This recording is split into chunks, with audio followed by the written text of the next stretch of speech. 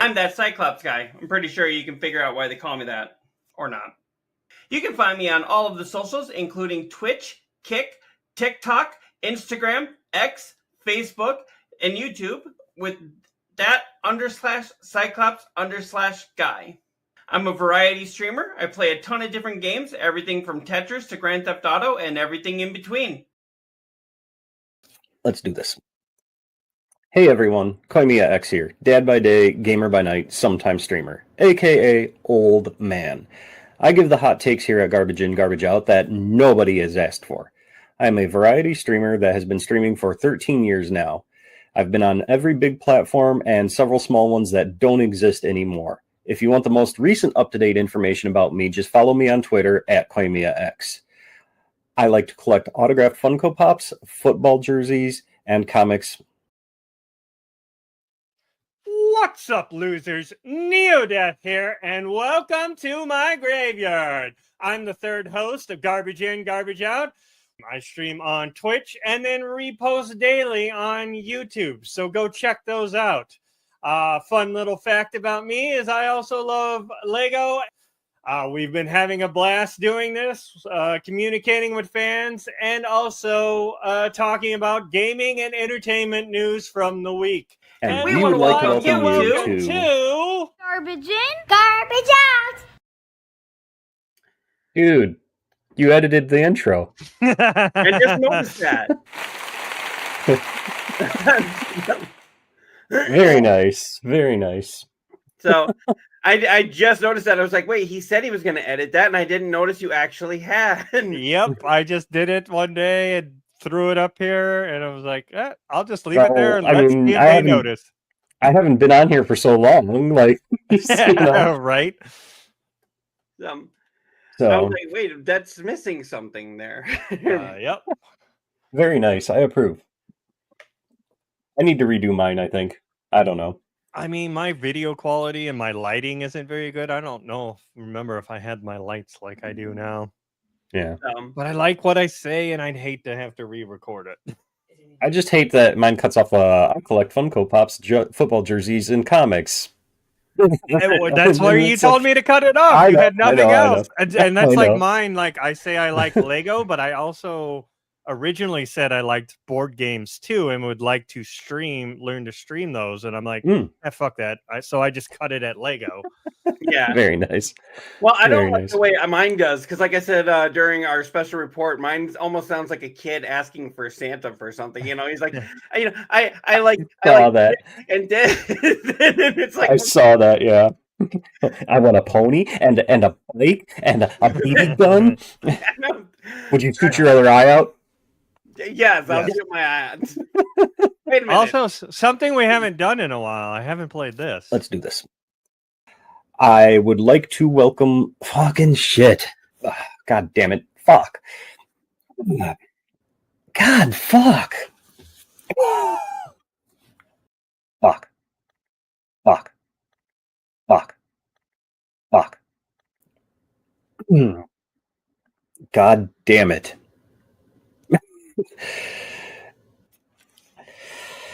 I am a family man and what? I don't even fucking know. Yeah, thanks. No problem. We haven't played that since like the first day we put that out. I don't even know. I don't even fucking know. They have like all the clips from all of us doing that, except but it wasn't as funny as like Koimiya is like he was swearing up a storm between his things. And then he dared me. He's like, "There's gonna be a super cut of me saying fuck," and I'm like, "All righty, challenge accepted." You insist. I do. I don't even fucking know. That's a great way to just sum up my life at times. I don't even fucking know. I do that. Like, I'm a family man and what? Right. So how's everybody doing? I know we're on here a little bit earlier than normal. I know neo-deth leaving us because I got Disneyland with my daughter. Yeah. Hey, I'm still here though. Yeah, true. Yeah. Well, we're here an hour earlier because of it. Small part Yeah? of the reason. Well, that's part of the reason. The other part is that Beam. I'm whoring myself out to Beam today. I got the hat, which, like Angel said, I mean, he's talking about the hat and how great it is and everything, and it's a fucking great hat. I love this hat. It's fantastic. Boom, one. And Oh. Do I have that? so then I got the long sleeve shirt as well. But they are doing a PC giveaway that they've had going kind of like behind in the background, where like every time you stream you'd get XP points, and every time you would check their homepage, and if you chat in other streams and things like that. That's the PC they're giving away right there. It's worth $5,000. It's a pretty nice PC. And yeah. they're announcing the winner in 42 minutes, it looks like. So we want to. Will it be on this page, or will it go out to their Twitter, or we don't I know? have no fucking clue. Okay. And so that's why I just have our pants. That's why I have this page bookmarked, in case they do decide to announce it on here. I'm sure they will announce it on their Twitter. Right. I'm hoping that maybe Angel will pop into our chat and tell us. I don't know. That'd be pretty damn cool if he did. Right. So it'd be even better if he popped in our chat and said, "Guess what, Koimea? You won!" Right. Or Cyclops, or whoever, one of us. That would be or so even cool. the Garbage In, Garbage Out channel. Right. So, but then we gotta fight over who gets it if it's the channel. Oh, that's a simple answer. It's me. But yeah, I'll let you guys two fight it out. 2-man enter, 1-man leaves with a computer. But speaking of Beam, though, also I've noticed, or not noticed, but I've been toying with the idea. I was telling you guys this beforehand. For my solo streams, the few that I do, yearly, whatever, just strictly being Beam, and not going out to multi-streaming, and just trying to grow on Beam only. I don't know. I know neo-deth, you caught my one stream earlier this week. I'm officially done with Twitch. I'm until something changes that impresses me. I'm completely done there. And Kick is on a short leash because of all their bots. I would say, I don't know if Twitch needs to go away on its own. I just think they need to replace their CEO. He's not helping. No, not by a long He is shot. not helping. One fucking bit. So, but I did see they finally did put out like a full thing. Press release. Yeah, we fucked up. We're sorry. We're sorry. Yeah. Yeah, very much. Hold on, I actually got that pulled up here. We can show it to everybody. But yeah, so it was like, wait a second. We are deeply sorry.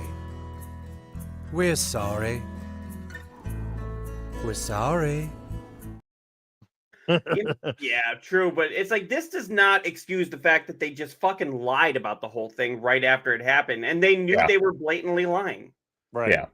And then the CEO goes out and parties or whatever that night, doesn't like take care of said issues, or and then he's like calling all hands on deck, like okay. Right. And then he's like, "Oh, she's a friend of mine," and then she just sits there and goes like, "You blatantly lied," And I mean, it's not like Kick is any better with some of the streamers that they fucking have. The thing of it is, and I saw a lot of streamers on Twitter after this whole incident at TwitchCon. All of them were basically saying IRL streamers are the bane of existence at this con. Yeah, and I heard that too. And that that they were just being loud, obnoxious. They're being loud, obnoxious. They one IRL streamer, literally it's them and their cameraman, and then their like entourage of like 6 bodyguard, like just taking up space. Nobody felt comfortable because if you happen to walk past their broadcast, now people who not like you, now they know where you're at, and like just even safety reasons, and Twitch seems to be going the way of gaming seems to be fading on Twitch. it now seems to be IRL, IRL, IRL. You know, I mean, isn't that what? It's like Truman Show. I'm trying to think other ones that are kind of like that, where you're just watching, you know, yeah. real And I mean, life. don't get me wrong. I don't want to come out saying that, you know, IRL streaming is stupid. You know, there's a niche for everything. Yeah, I was gonna And maybe try and do it while I'm at Disney. See how I can do it from my phone. right. And give it a And you shot. know, if people are you know, making it that way, cool, more power to them. The ones I don't agree with are the assholes that go out of their way to like disrupt something and then hide behind like 15 bodyguards as soon as the person that they're antagonizing gets pissed off and tries to throw a punch. Okay. You know, you're just doing that shit for likes. Get the fuck out of here. Right. You know, if you're legitimately living your life, or you're trying to show something, or even if you're being entertaining, as if it's like a staged thing, that's fine. But if you're just going there and like throwing things at a restaurant goer, you know, or something like that until they get pissed, and then all of a sudden it's like, oh, look at how pissed he is. It's like, yeah, no, Right. yeah. Like I don't know if you guys are familiar with the streamer Jack Doherty. I've heard of him. Heard of them. He's for a lack of better words, he's a big douche. He's one of those that'll go out of his way to antagonize people and then hides like a little pussy when somebody starts to come at him because they're rightfully pissed off at everything he does. Mhm. So, you know, those type of IRL streamers, I have no time for. Yeah, You know. but yeah. Why'd you just flash a QR code? I was gonna say something, but then you right. started. So yeah. So we do have a new QR code here that StreamYards does, so that you can go to our link tree and follow us on all the things for the channel. It's the garbage in, garbage out. So I don't know. Would you just leave that up there all the time, or you just take it on and off? I don't even know. It'd be cool if we could implement that permanently, but I mean, you could just leave it there the whole show. We have several other overlays though that will, like the breaking news one. That one goes in the same corner. So It goes right next to it. nice. There we go. Yeah. I mean, I would also transport, or not transport, but then I can always sit there and like swap that QR code out with the other one for our extra life every now and then. But it, like, you don't know which is which. It doesn't actually say on it. Right. It just has the duct. So right. I don't know. We're playing with new things. StreamYards is always like, every time we log into it, I see a new thing they've implemented, which is good. I'm glad they're growing, and you know, our money that we're giving them is being used. But yeah, hey Brian, if you wanna, or I'm sorry, neo-deth, if you wanna push this up here, I wanted to just kind of go over this a little bit. This was more on TwitchCon. Is this the apology? Yeah. Okay. This is directly from Dan Clancy. I actually saw this originally from Asmongold. Yeah, so did I. I am actually putting together a message to see if we can get him on the show. I don't know if he'll say yes, but that'd be awesome. Okay, so you haven't done it. I know you were talking about it during the special report. Yeah, I want it to sound good. So, and I'm just like me going like, "Hey, dude, come to my show." Chat GTP, help me, yeah, please. Yes. Maybe I'll do that, or I'll do what is that other one that's on there? Claude. Maybe I'll do one. I mean, there's a bunch of different ones. Yeah. You know, it's funny. I was talking about the bots on Kick just a second ago, and in the time that we've gone live, and we've only been live, 14 how minutes. many? 14 minutes. I have deleted 5 bots in my Kick chat. This is what I mean when I said that Kick was on a...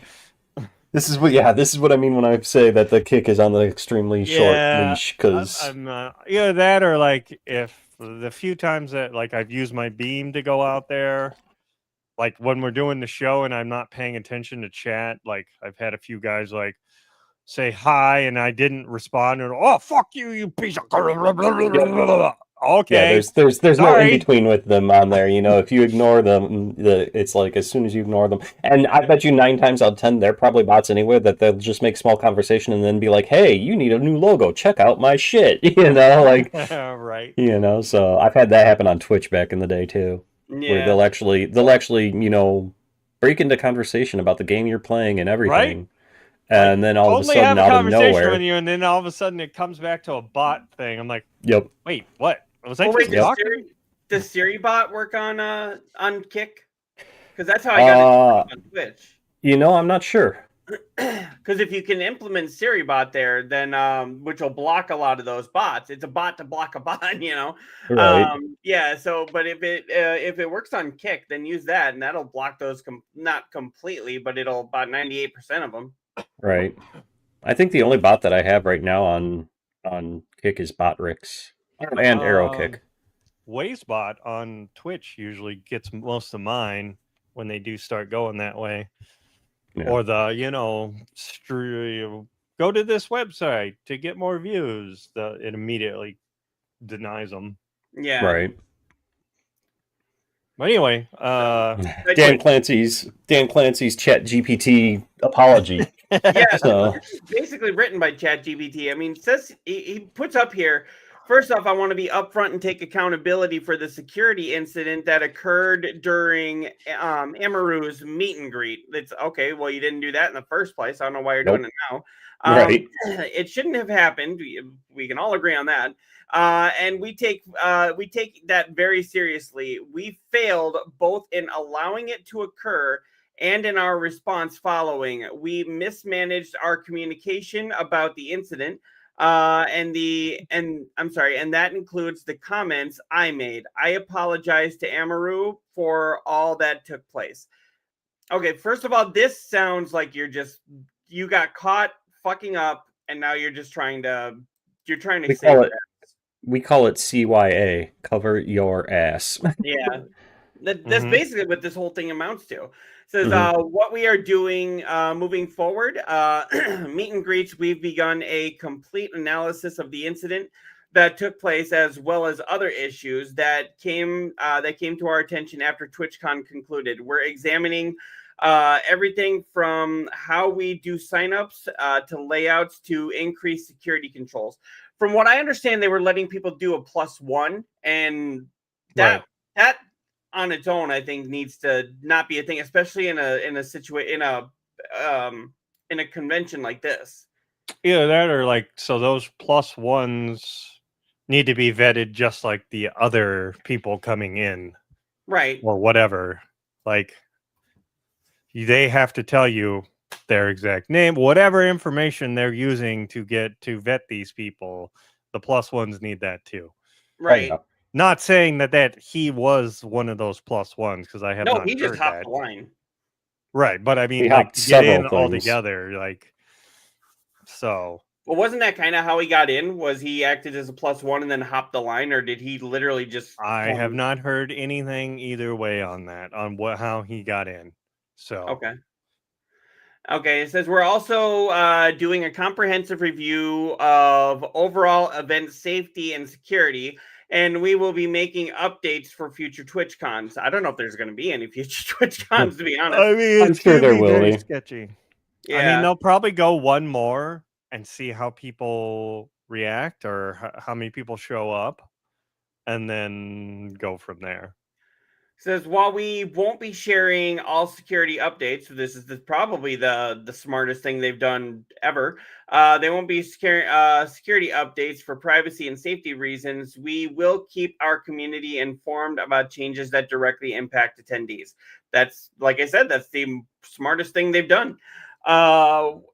We have heard concerns about IRL streaming. This is what we were talking about before.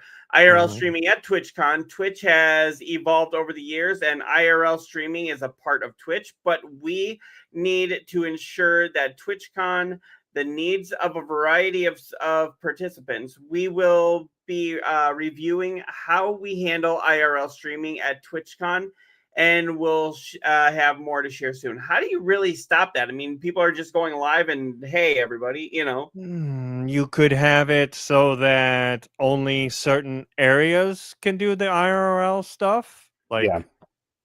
you could have it literally blocked off. Like, okay, once you hit this point, your camera cannot be on, or you can, take pictures, but you cannot film and, act like a goofball.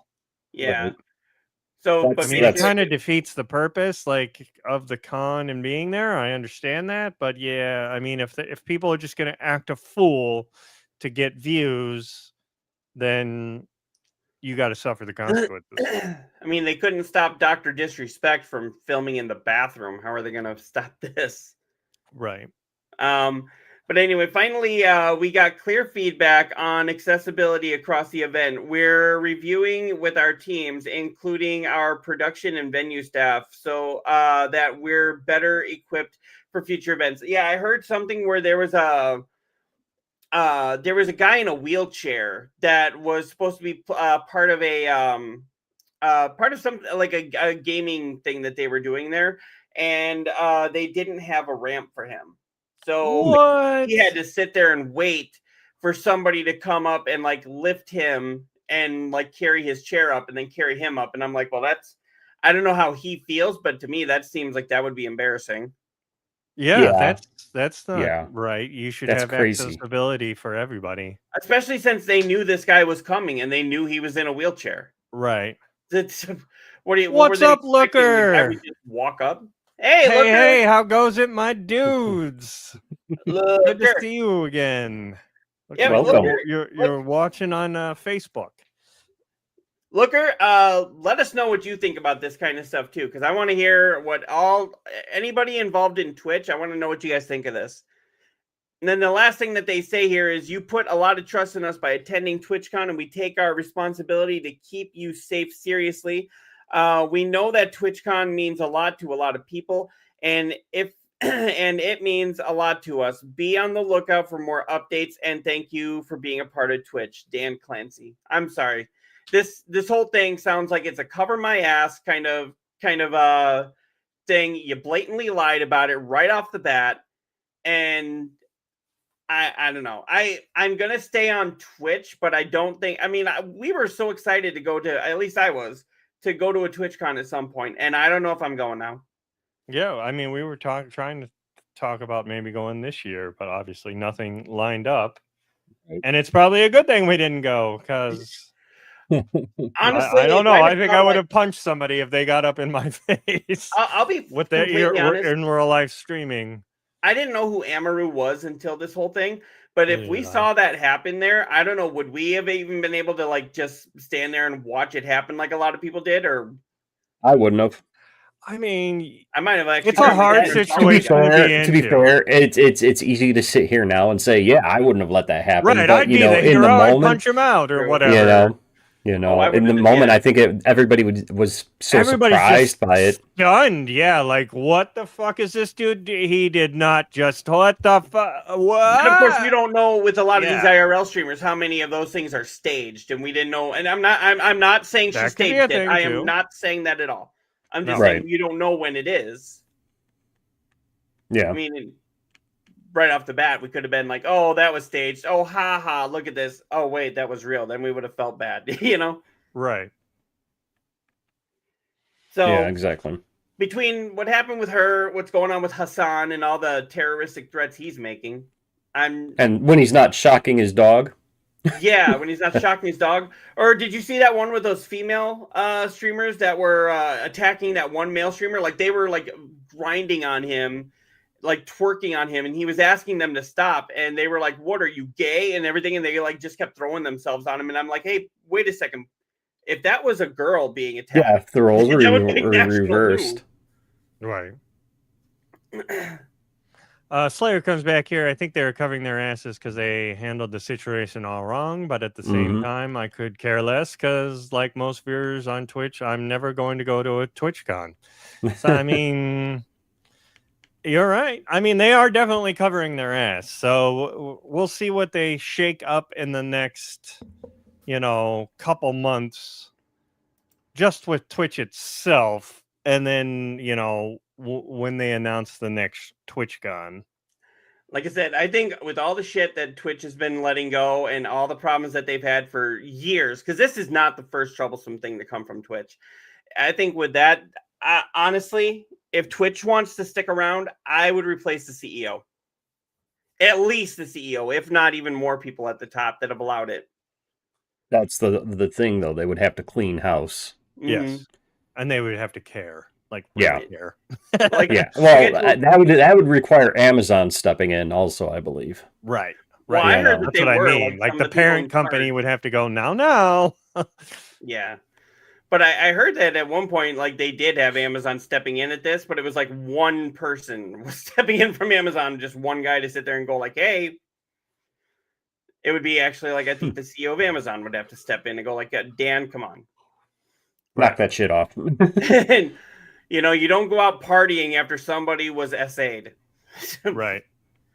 That does not look good for you or for us. But like I was telling neo-deth last week when we did the breaking news for this, it seems like when they say they have a zero tolerance for this kind of thing, I'm like, no, this is like a high school where they say they have zero tolerance, but it's like a 50% tolerance. That's one of my points too. That's one of the other reasons why I'm done with Twitch is like, you know, why is it streamer A could do something and get a 30-day ban, no appeals. Streamer B will do the exact same fucking thing, get the 30-day ban, and within 3 hours they're back.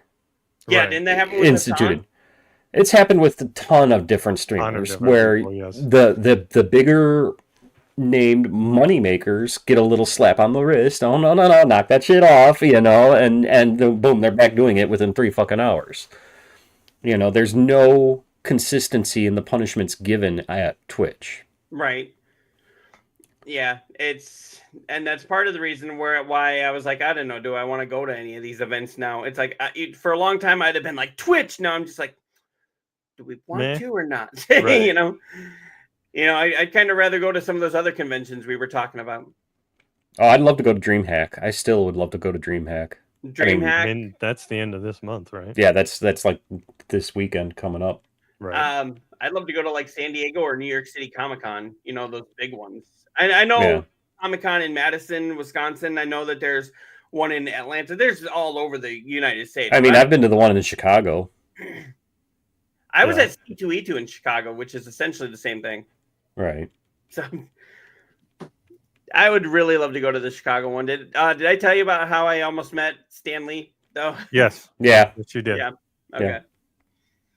How long until they do that giveaway? You got 30 minutes.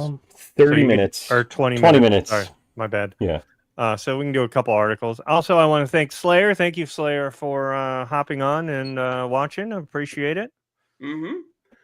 It's always good. And Looker, good to have you here. I'm glad that you're getting your computer back up and running. And I know you said that's going to take a while for you to get everything reprogrammed, but you know, hopefully it's all going well for you. Yeah.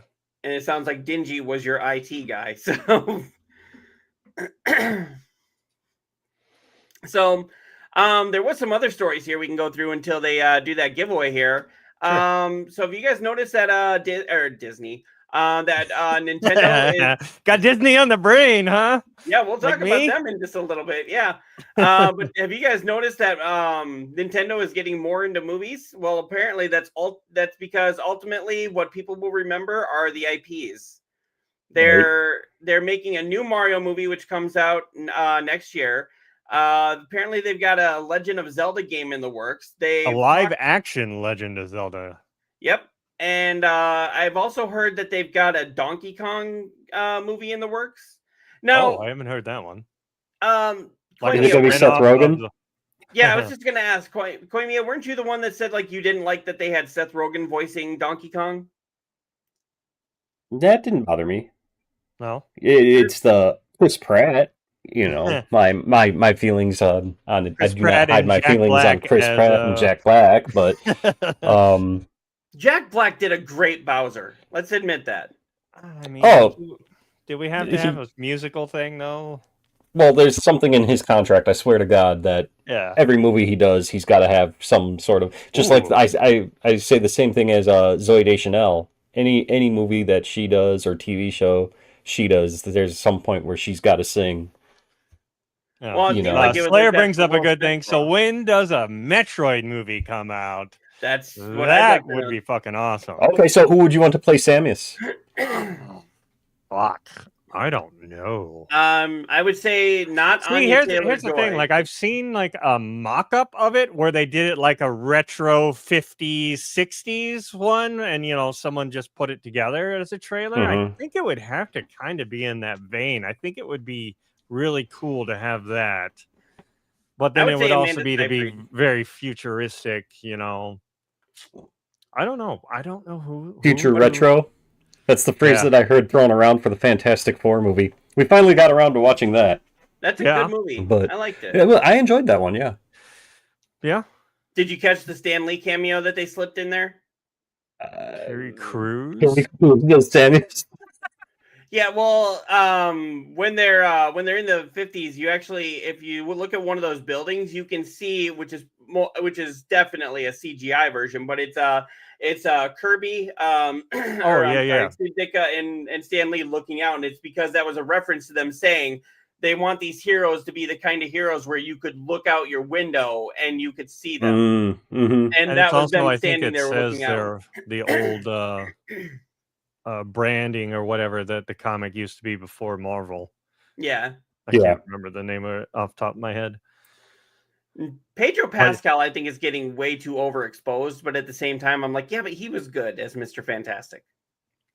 Yeah, I mean, I just watched a video from Screen Crush about that where he, rewatched it again, after it's been out of theaters and whatnot, and he's like, none of the characters have any growth in the movie.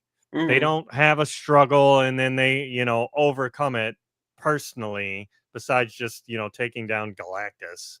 Like, there's no character development at all. So it was very safe, contained, they're missing the origin story. They briefly touch on it, but they don't show it. Do So we it need the kind of origin doesn't give story then? you, huh? We've had the origin story twice. Do we need that? I understand that, but like it kind of takes away from it. So you don't see that these people were, especially Ben, you don't see really that he was human and how he was before. And then you just immediately go into him being a thing. And he kind of has he's sad. He doesn't want to be the thing, when he's looking at the screen, seeing the flashbacks. But then that's it. Then he's like, oh, okay. I'm all good now. And there's no like back and forth between Johnny and the thing like there normally is. So there's no internal struggle, is what you're saying. Right.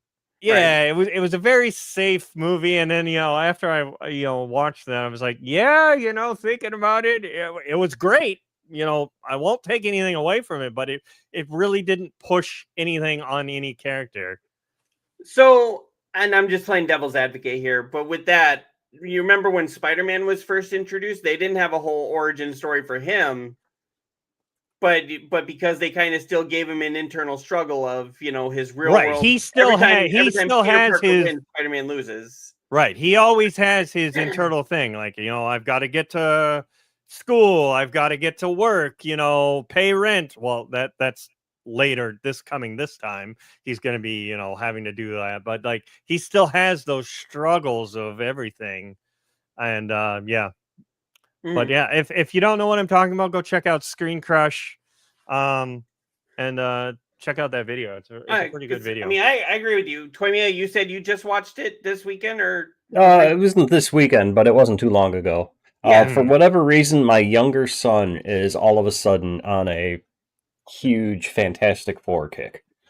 Oh, it's probably because the movie was advertised like. I don't know. I honestly, I do not know what brought it on. And now he's going as Reed Richards for Halloween, and all those Lego builds now is Fantastic Four shit. Like he's even doing custom Legos and stuff that he's building things with clay, and I mean he's a very creative kid. Don't get me wrong, I love it. Just out of nowhere, I'm like, where did this come from? Oh, yeah, why all of a sudden Fantastic Four? Was it after the movie or before the movie? It was before the movie. It was before the movie because he actually watched the previous version Okay. that came out with like The original with Chris Evans as Johnny Storm? yeah, that Okay. one. And he absolutely loved that. And then he was like, "We got to see the new one. We got to see." So we watched the new one, and You didn't let him watch just... Deadpool and Wolverine, did you? Nope, not yet. No, yet. they have not seen. They have not seen that. But just say out of maybe nowhere. hold off on that one because of some things that happened in there.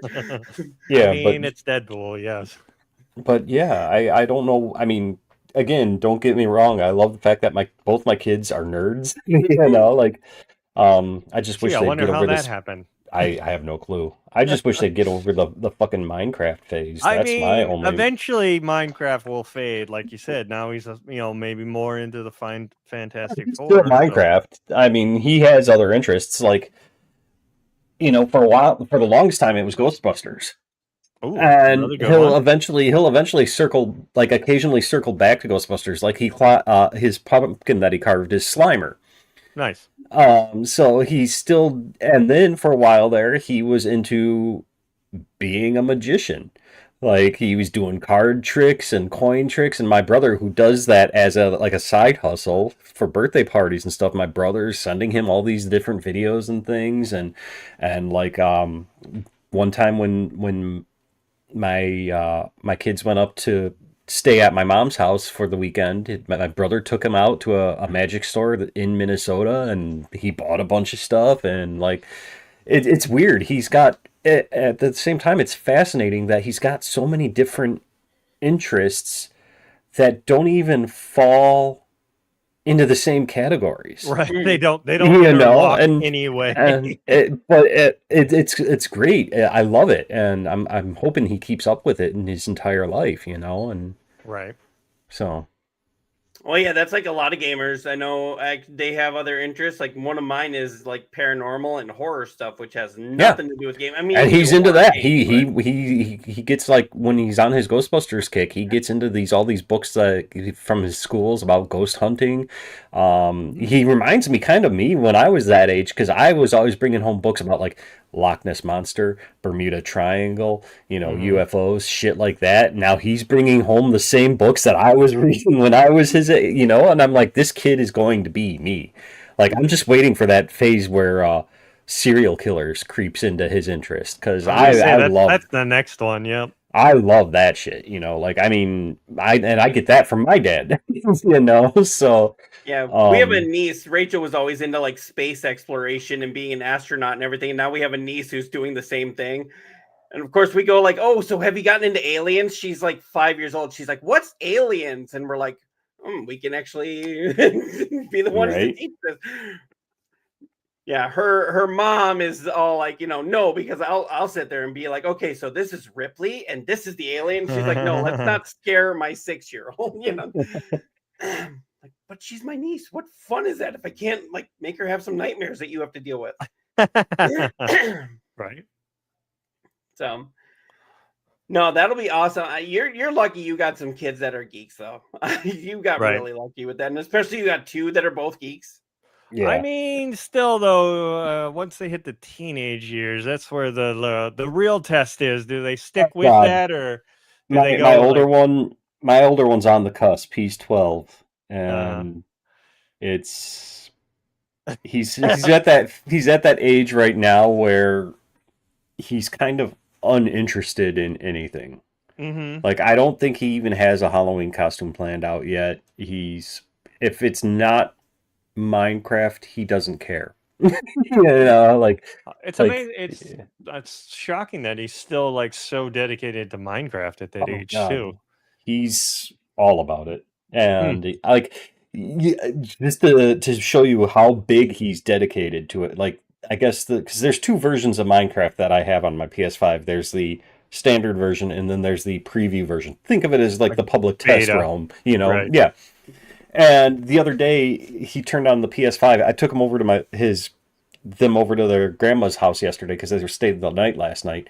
And he turned on the PS5 there, and all of a sudden, the little notification Minecraft preview update, and he's like, "Oh, it's downloading version 5.2." Like, without even knowing, like, saying anything, he can tell you what version the game is on and what that patch entails. Right.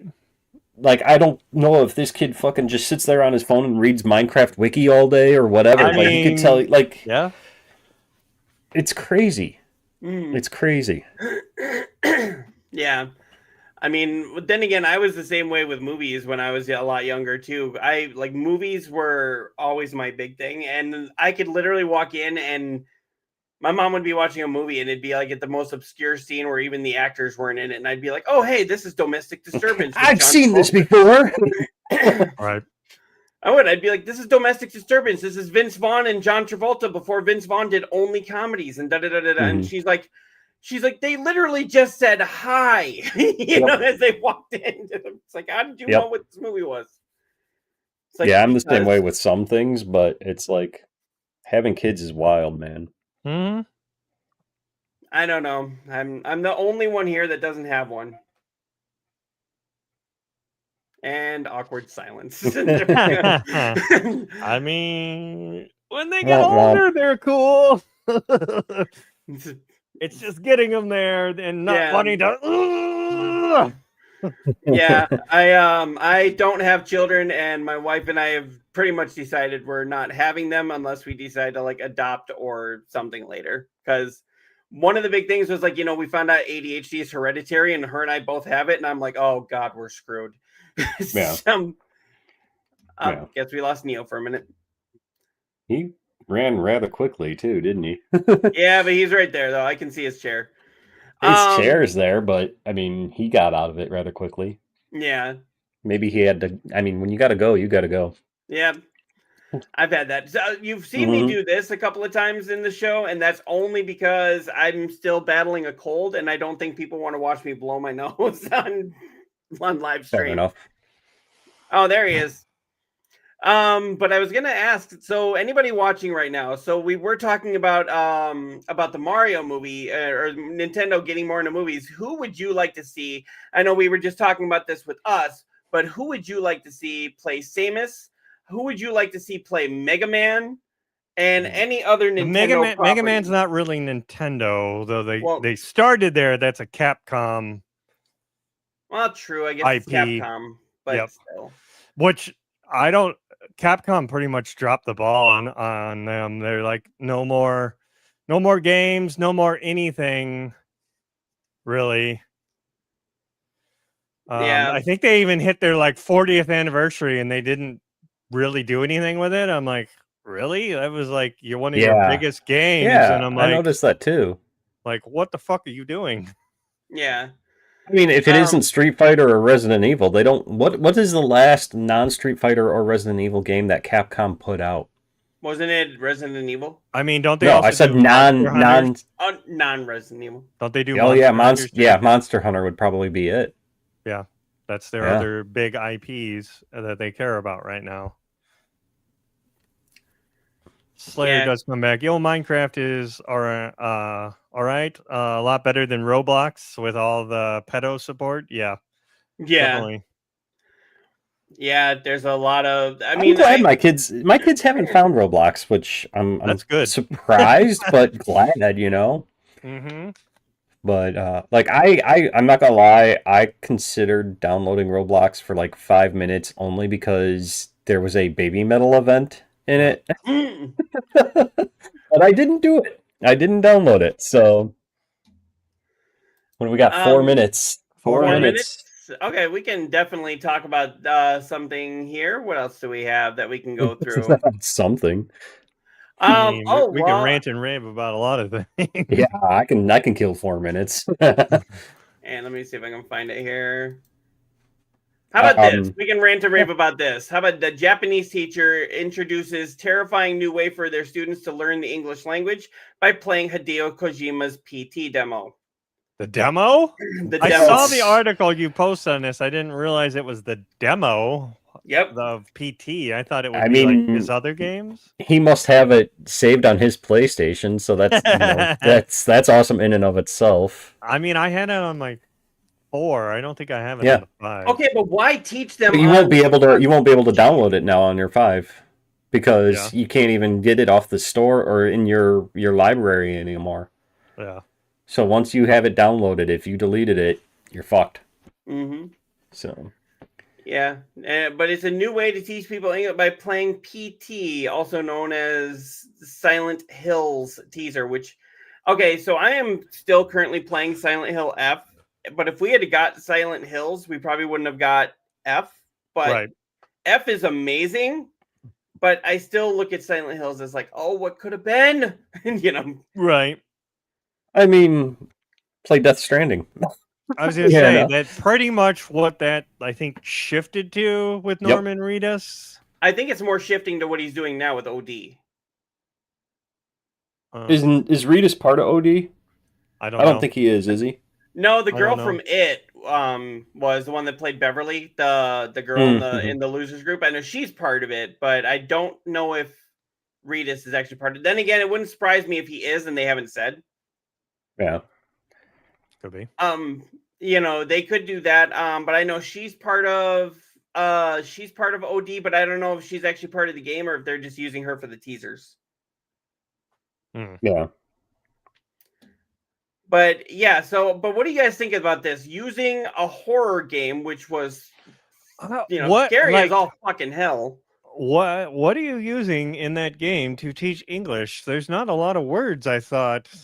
I mean, it's been a while since I've played that one. Right.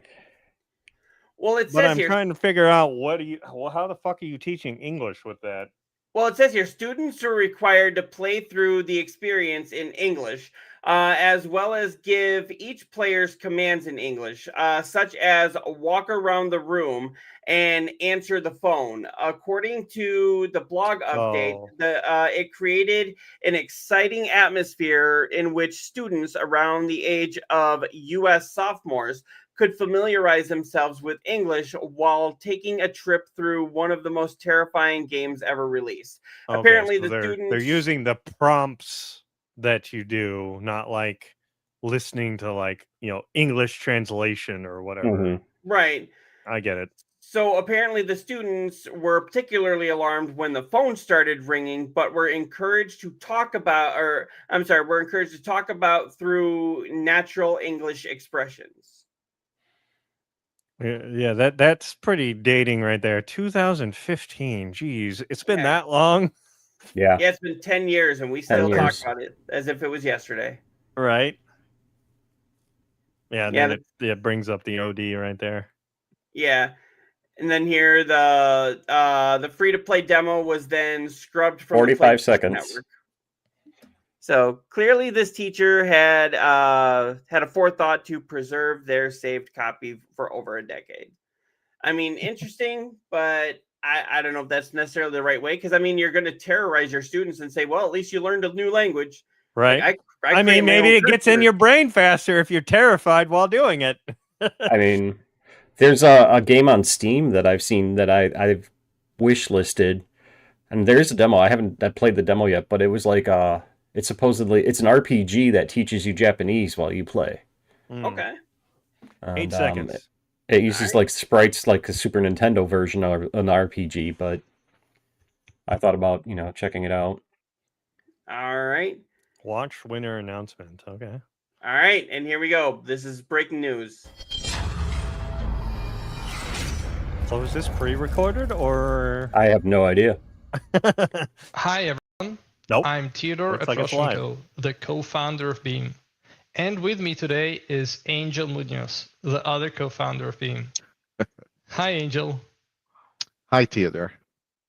Our latest massive PC giveaway had tens of thousands of entries from all over the world. And today we will announce the one winner.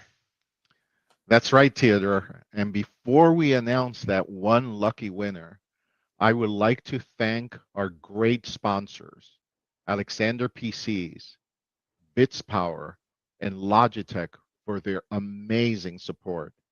And of course, also the almost 250,000 members of our global community who give purpose to everything we do. So Theodore, I think the moment has arrived. I think so It looks too. like he's wearing the same shirt as you. I will now randomize all of the If it's entries long stream and or, select the winner. Yes, short. Is it? Yeah. Yeah. What happened? Okay, He's we have the randomizing winner. it. And today's lucky winner is Super Cholo. Oh, Congratulations. wow. Congratulations, Nice. Super Cholo. Congratulations. Congrats. Soon we will Congrats, announce another Supercello. massive giveaway, so stay tuned to beamstream.gg. Absolutely. Stay on beamstream.gg. Thank you, everyone. Awesome. So yeah, it must have been pre-recorded. So Yeah. And congratulations to the winner there. Was that Super Cello? Super Cello, yep. Congrats. That's an awesome Congratulations. name too. See, and Must be a that's what I love cello. about Beam too, is you don't see Twitch giving away fucking PCs. You don't see Kick giving away PCs. I know that some streamers that I've had in my circle on previous platforms, they do not like Beam.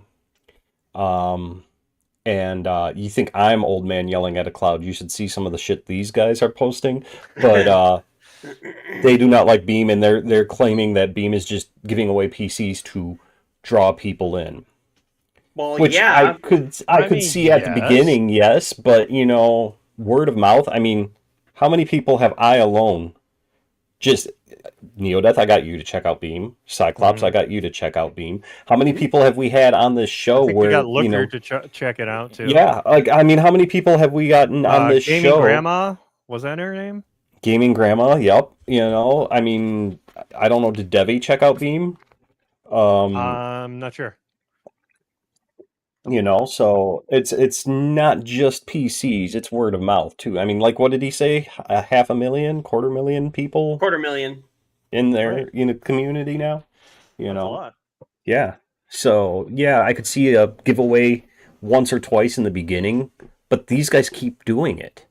And I mean, you heard them just now on the announcement. He said, "Stay tuned for our next big announcement of our next big giveaway." So I mean, And didn't he say he was going to do some announcements on when he comes back on our show too? So I mean, Angel, yeah, I'm Yeah. sure Angel will, yeah. So I mean, And yeah, that's another service that's constantly they're adding more, they're getting, newer things and features and whatnot. So, and I mean, also, look at Angel alone. You don't see Dan Clancy going on random streams to talk, or just hopping into a random person's stream. Well, wait, and saying he hi. does, but do have to be like a 20-year-old chick with huge boobs. It seems like right. I mean, I got maybe the huge boobs part, but I mean, I'm kind of fat, so I can, But yeah, could wrangle these into a bra and see what happens. Right? Yeah, but I mean, you had that stomach stapling surgery. You're losing yours, you cheater. But seriously, hey, I've got a good A cup now. Leave me alone. All sizes matter, damn it. That's this right. is the kind of maturity you expect from this stream. But no, but congrats to the winner on the PC. It was a nice PC. I don't know if you guys looked at the specs for it or anything. I mean, like I said, that was a it's like an alarm is going off in his head. But it was they said it was a $5,000 retail price CD. So, and I mean, it was custom built to look like it had like the etchings from the Lord of the Rings, the symbols in the ring and everything. That's why he made that reference of, it's time to announce the one, winner, and all of that.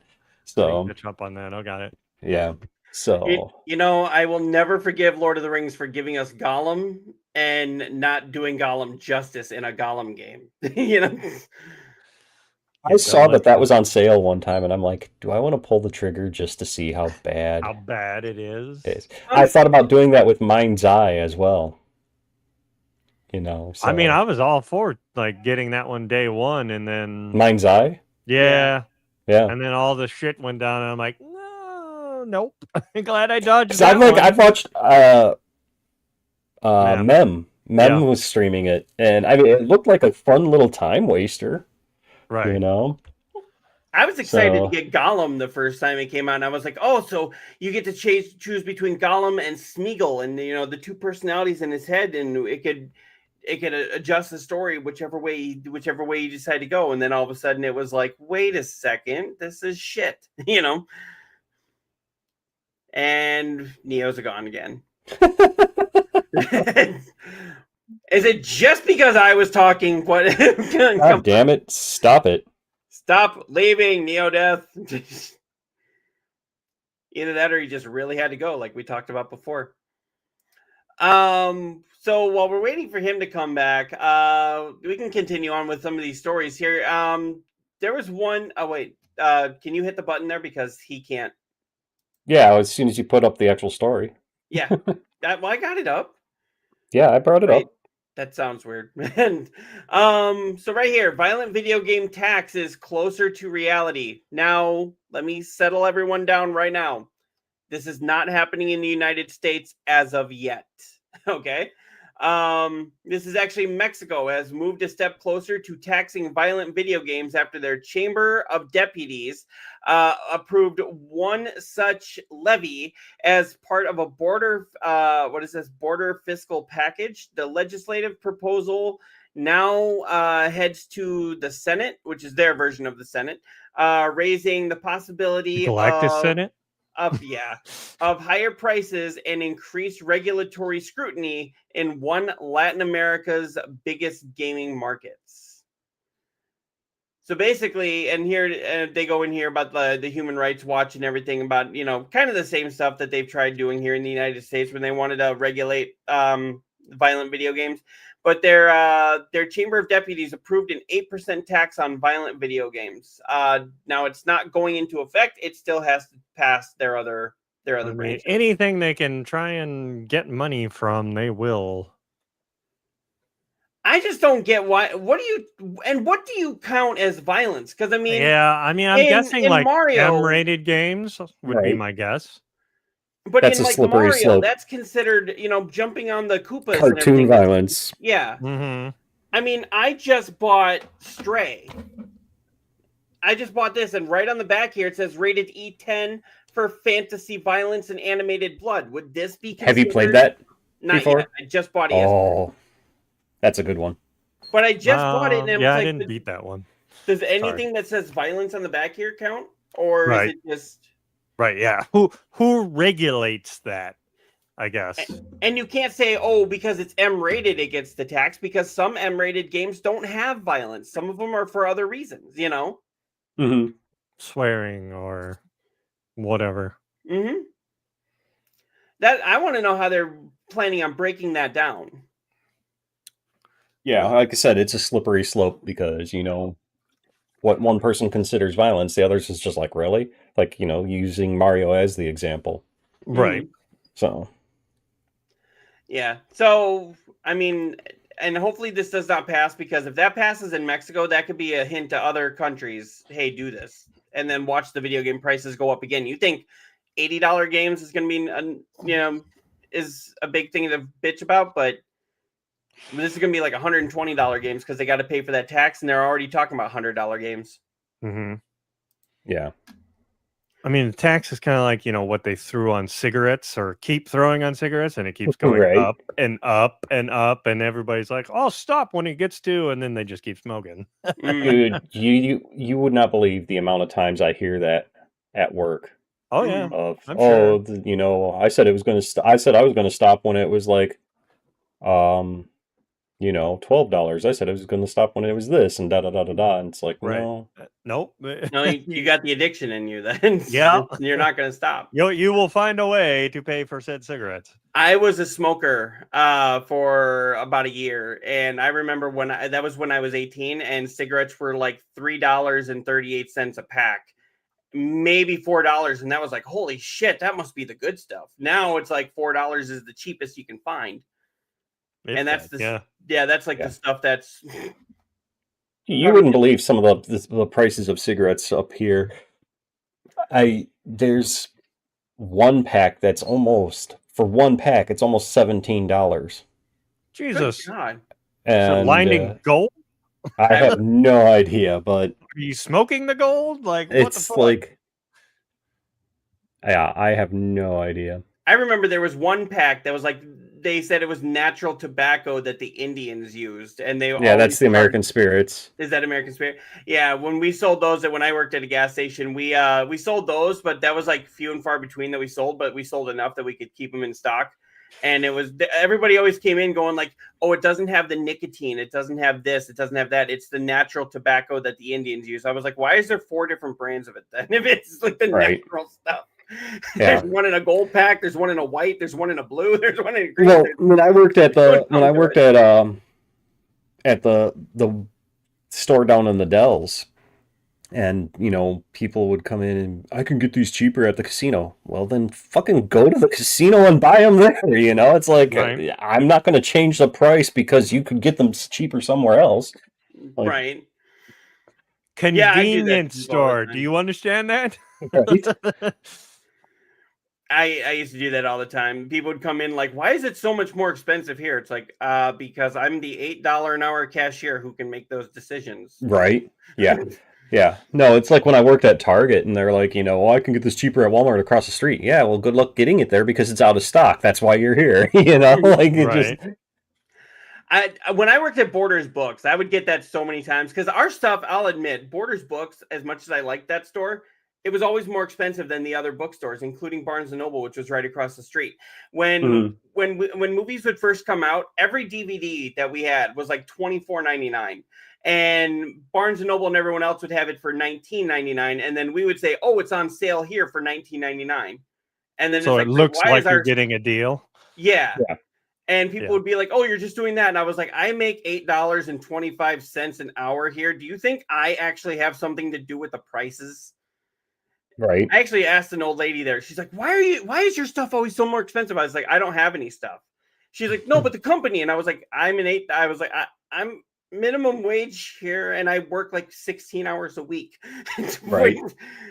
How do I have something to do with the prices? And she's like, "Oh, okay, I'll take this." And I was like, "You bought it anyway. That's why they're doing it." Right. It's like that one meme that I saw where it's like, "How do you know it's not in the back?" And it's like, "I goddamn live here."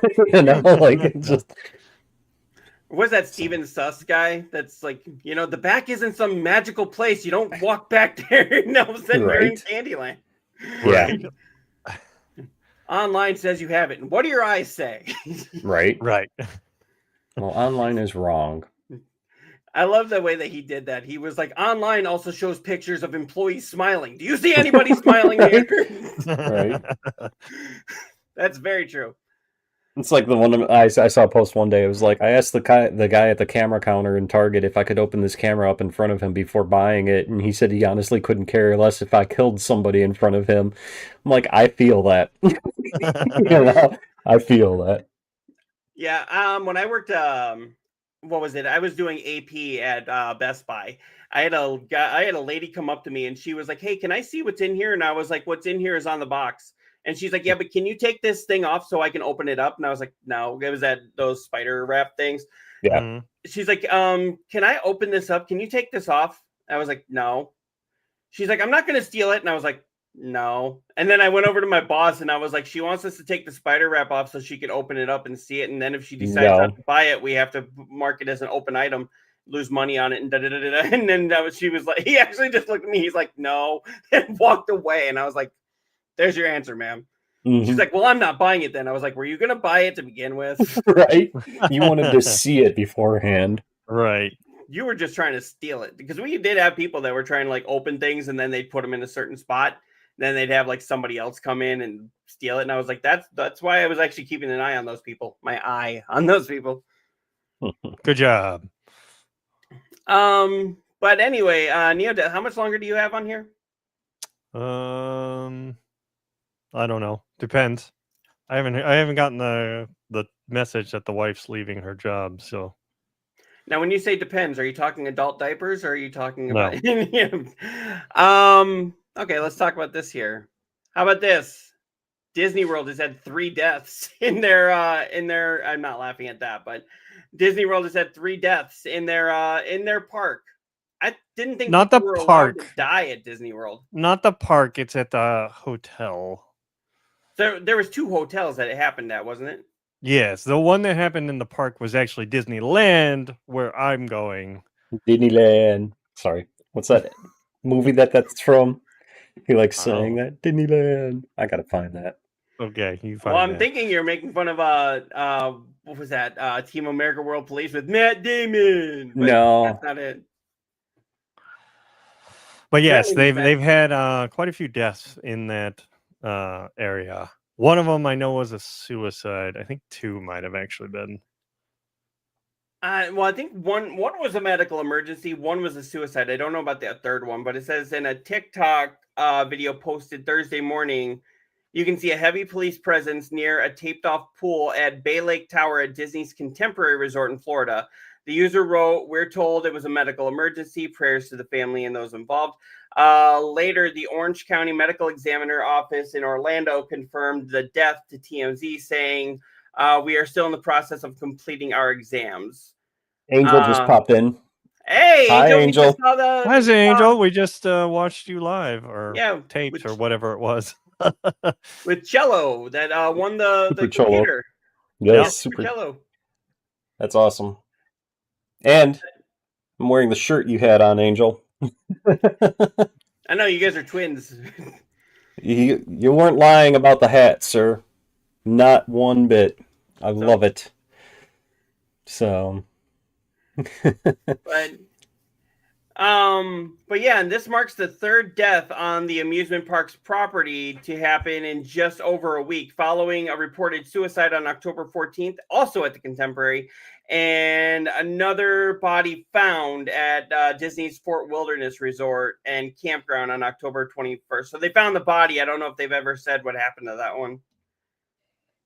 gotcha. Yeah, and the apparent suicide victim was identified as 31-year-old woman, while Tuesday's tragedy was reportedly a man in his 60s who experienced a medical episode. No foul play is suspected in that instance. Now, I mean, this follows reports of guests at Disneyland, where neo-deth is going, in California, who was found unresponsive on the Haunted Mansion ride. That's what we were talking about before. Yes. On October 8th, the paramedics reported the woman in her 60s was pronounced dead at the hospital. So I don't know if she died at there and she was just pronounced dead. They will never say that they died, on the ride or in Disneyland. It's always at the hospital. Hey, Cyclops. Mm-hmm. Angel's calling you out and said you never bought the long sleeve. Oh shit, that's actually in my cart right now. He's looking at it right now. He's got his eye on it still. Don't worry about it. He's working on it. My eye, huh? But yeah, I mean, if I'm gonna pass away, I will get it. I will get it. This is 3 times I'm promising I will get it. I mean, if I'm gonna pass away at Disneyland, I want it on the Haunted Mansion, and yeah, I want to be joined as one of the haunted ghosts. I would just start fucking with shit. To be fair, how many times did I say I was going to get the hat until I finally did? Right. Get it. So, but the combo of the hat and the long sleeve just sealed the deal. Yeah, but yeah, there's my hat. Usually, Fred was wearing it when he was hanging out behind me, and then I'd had this shirt on the Big Fred. And you said you're not a big fan of the snapback hats. So, is there any chance, Angel, that we could get fitted hats? Yes. You'll charge $40 for them, but we'll pay for it. Yeah, you charge that. I would get a fitted hat. No questions asked. If it's the same quality as that and just has the the no snapback. He said that the video was almost live. They recorded it a few minutes before uploading it. Oh, okay. Okay. Well, we had it on here. We had the page open and we watched it. So watched it live. That's part of why it says breaking news or a special report, because you were doing that giveaway. Yep. And it sounds like Koimiya is maybe going to be exclusive to your platform because Dan Clancy and Twitch can't get their shit together. I'm toying with the idea. I mean, I know that you said when you were on Angel, why wouldn't you want to stream to other platforms? But quite honestly, I'm kind of looking into possibly condensing my. Oh, he says they'll get fitted hats next year. Yes. So yes.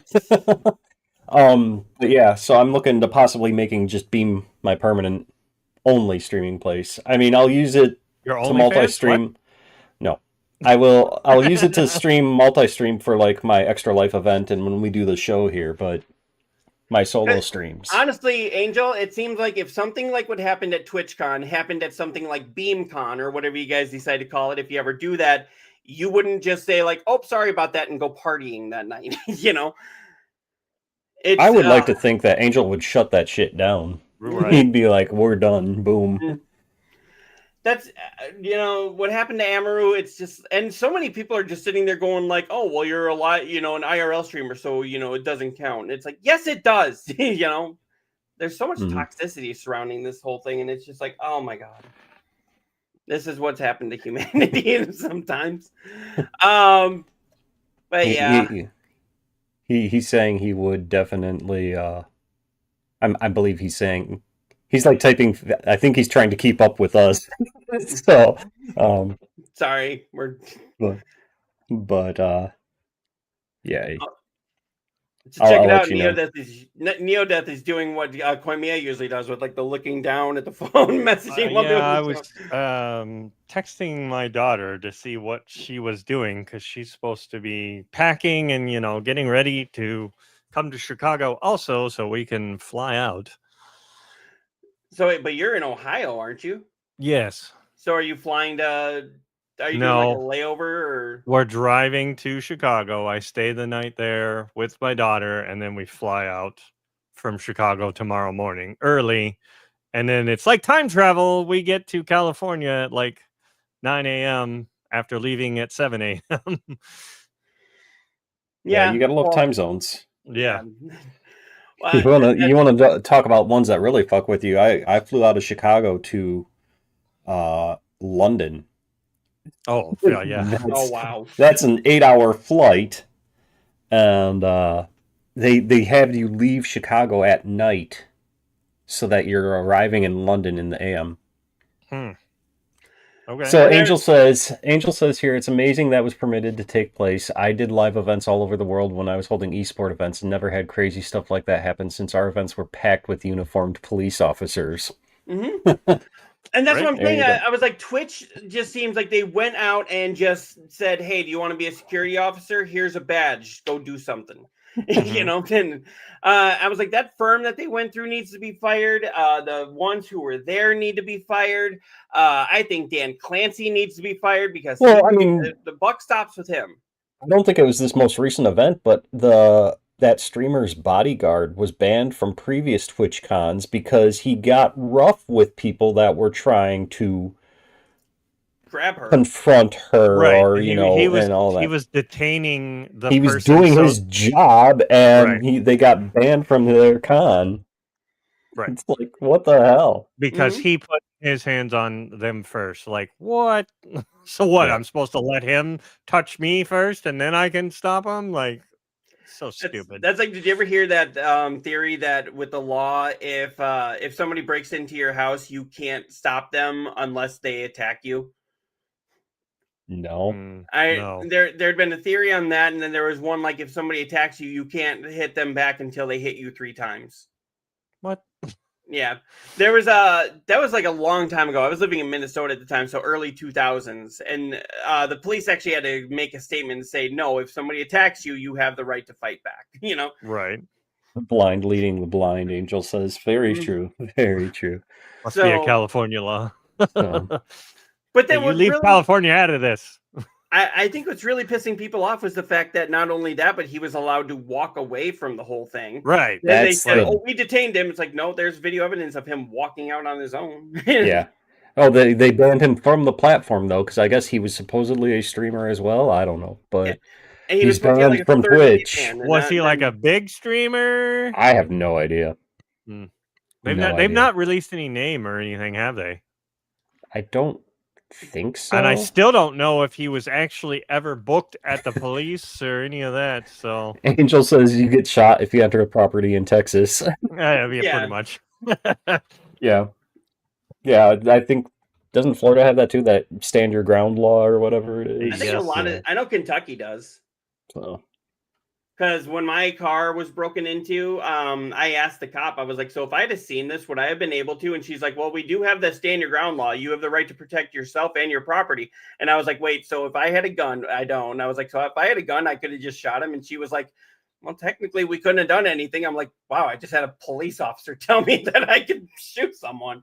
Yeah. And I was like, wow, I cannot believe she just told me that. But that's part, she said that's part of the stand your ground law. If you see them breaking into your car, you can use deadly force to protect your property.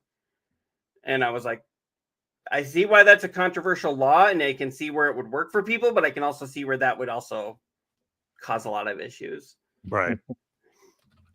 Damn right you do. It's the castle law. Castle, yeah, the castle, yeah. Because I saw a funny story once.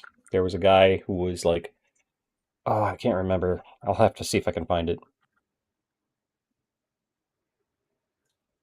Okay, this is actually the second time Amaru's been attacked at Yes. TwitchCon. So a man attacked streamer Amaru at TwitchCon in San Diego on October 8th of 2022 by running on the stage during a meet and greet and trying to kiss her. So it was another time. And then it's a security and her manager escorted him away. Mm-hmm. Yeah. And it's the same place because they were both at San Diego. Yep. So maybe that venue is not the venue to go to. Go to Anaheim. That way you can go to Disneyland too. Yes. Okay, yeah. I was looking up here, like if they ever released the name of the person who attacked her, but don't trust Google AI. Angel said here that several Beam streamers told him about the crazy incident at TwitchCon, and they told him something crazy went on with Kick streamers at the event. He said, but he did not ask for details. I've heard about that too, where at several TwitchCons, Kick streamers will come and try to, basically disrupt the whole thing because they don't feel Twitch is like for them anymore and that Kick is better, and so they just go and cause crazy shit just to say that they did, I guess. I don't know, because morons. Yeah. But like that scene in Blazing Saddles, morons. Yeah. But yeah, I've heard about Kick streamers disrupting Twitch cons, not just this most recent one, but previous ones as well, especially when Kick first came out. Yeah. And yes, that is wrong, Angel. I agree. It's very wrong. That's and what is Slayer saying here? AI overview is always wrong. Yeah. Don't trust the Google AI. The thing that gets me is with streamers, and we're all there to do the same thing. Mm-hmm. Entertain. Mm-hmm. Why the constant, this platform is better than that platform? This streamer is better than that streamer. I see, I try to stay out of it, but I see, because I follow several streamers on Twitter, and I see some of the beef that these people get into. And 9 times out of 10, it is the most petty shit ever. And it's like, just, all kind of controversy also drives people to watch. Well, yeah, definitely. The definitely. Eminem thing. Which is why I'm never going to get anywhere, because I don't tend to be like, you know what, Neo, you and I should start some beef with each other just to drive up our views or something, something.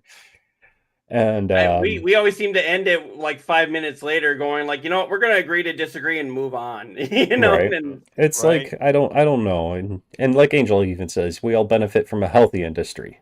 Mm-hmm. Friendly competition, a little trash talking back and forth between friends is fine, even between like friendly competitors. I mean, that happens all the time. I mean, look at the sports world. Michael Jordan said, like, when he was doing Space Jam, they actually kept him happy by building a full basketball court, and then he would play against the extras, and he was trash talking the extras. And I'm like, dude, you're a professional basketball player. These are like guys off the street, Right. that you're playing against, and you're trash talking him. He's like, yeah, but it was all fun. And a lot of them afterwards even said, like, yeah, I got trash talked by Michael Jordan, which honestly, right. Yeah, that would be like the highlight of my life, is like Michael Jordan said, I suck at basketball. And I'm like, yes, I do, but So it's like that there's a difference between that and just being an asshole. You know? Yeah. Right. That's why I Asshole to be don't an do asshole. that's why I don't do so much Kick, because it was like one time I was on there and I didn't respond to somebody within 30 seconds because I was fighting a boss or something, and then all of a sudden I looked on and they're like, "Oh, this stream sucks. Come over to Yep. this one. This one's That's so what much Neo better." was saying too. Yep. And that's one of the reasons why I like I said, I left Twitter. I left Twitch. Kick is on a very short leash, and that's one of the reasons why I'm seriously contemplating just making Beam my main home, and occasionally multi-streaming the other platforms, because as you can clearly see, I'm all in on Beam. Angel, you have Nope. created a very awesome environment. I know that you can't help everything that happens on there, but you have created an awesome environment that people can actually feel comfortable and feel, I don't want to say safe, but yeah, safe. Mhm. I agree. I don't want to say safe, but I'm going to say safe. It's like, Right. I'm not saying it's aliens, but it's aliens. Aliens. That guy. I But, love how they have all those alien things on the History Channel. It's like, okay, oh God, really? yes. We have this on. Yeah, History getting is back to my popular. 8-year-old, I'm waiting for him to find that too. Angel says thank you, Cyclops. Mhm. Oh. That's why I like Beam. So that's why I like that. I still go to Twitch and I go to other things, but it's like that's why I like Beam, because it's like it just feels like such a wholesome, like friendly environment. And where if I'm gonna trash talk somebody, it's usually like just how my friends and I do it. We don't get offended. We smile and laugh and say something more offensive to the other person. Exactly. In Exactly. fact, actually, I think I've told you guys this. The first time my wife met my friend, who he's been my friend since probably end of kindergarten. She thought we were fighting because I just walked in. I walked in and I started insulting him, and of course he started insulting me, and I started insulting him, and we got really loud going back and forth. And she's like, "Wait, why are you guys fighting?" And we're like, "This is just our brotherhood." We're not. This is So, like, we're not. this is how we love each other. And she was like, "Oh," and then it was actually his wife stepped in and goes, "Rachel, they do this all the time. You just kind of got to let it go." Yeah. So, Yeah. but anyway, more Disney talk here. Disney took it over and they gave it their own vision. Now, this is actually George Lucas talking about Star Wars. Say what you want about Star Wars. Disney has kept it going, but not always to the best degree. When they started saying like the Force was female, I was like, the Force is a genderless entity, and it's, don't do that. But Midi-chlorians. yeah. Yeah, his instinct to manage Star Wars 13 years after selling it up. Basically, he's saying he's washed his hands of it, which is kind of great and kind of sad at the same time, because it's like, Star Wars is nothing without George Lucas, and the reason people know George Lucas is because of Star Wars. Right. Yeah. But at the same time, it's like he's washed his hands of it. When Disney gives you $4 billion and says step away, honestly, I can't say I wouldn't take the same deal. Like, okay, Right. I'm set for life now. I mean, he was already set, but yeah, that just icing on the cake. And yeah, then it's their baby, and they can do with it what they want. And I know Mark Hamill and I want to say even Harrison Ford have said, killing off the main trio in the newer Star Wars movies was not the best thing to do. I can 100% agree with that. I mean, it shocked the audience, but then you also pissed off the audience, Right. Yeah. I mean, well, Carrie Fisher's, they had to, obviously, because what happened to her. But then, yeah. But like, Harrison Ford has been wanting to get his character killed off, so he finally, had it. And then, Right. yeah, I don't think they needed to do the Luke one. No. Like, he could have been, like, continued being a mentor to the future Jedi. What I would have really liked with that one is if they'd have kept him alive, and yeah, if he'd have still been a mentor, but they were kind of showing where they could have done a redemption arc with Kylo. Right. And it was like he could have shown him that, the good side of the Force, Right. and And there was talks about like a solo movie for him, like that that actor wanted to do, but then Disney's like, nope, we don't want to do that, or something that just Yeah. recently came up. So Angel there, just oh, go ahead. Angel just came in, said G Tribe is the safest and least toxic social media in the world, which I don't know if you guys have checked out G Tribe. I have I'm not. on there. I need to do more on there. I need to make more of a presence on there. But what I've seen I do like. So I do agree with that. And he says Beacon is the most secure and highest quality video conferencing in the world. And Beam is the most streamer focused and most fully featured live streaming platform absent of bots and nonsense. Which I agree as well, you know. That's Right. how you So- should promote Beamstream if you ever start advertising. Like, no bull crap and just fun. Now that let me ask you this, Angel. Do you think it's absent of bots and nonsense because most people are using Beam just as a multi-streaming platform and not streaming directly to Beam? Well, I don't think they Like- have bots yet, do they? I've Like seen they a haven't couple- enabled them, have they? Well, no, but I mean, I've seen a couple chat bots not in my stream personally. I saw it on the Beam Discord. Somebody said, "Oh, look, the bots are here, and it's like one of those, grow your views and da da da da da." Okay. But I don't know if that was, now that thinking back on it, I don't know if that was actual Beam chat or if that was like another channel in the Uni chat. Right. But I'm curious that as Beam grows, if you get more people like me contemplating using just Beam only, are we going to start seeing that shit?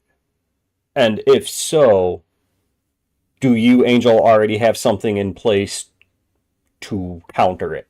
Like SiriBot, like working with SiriBot to block the bots.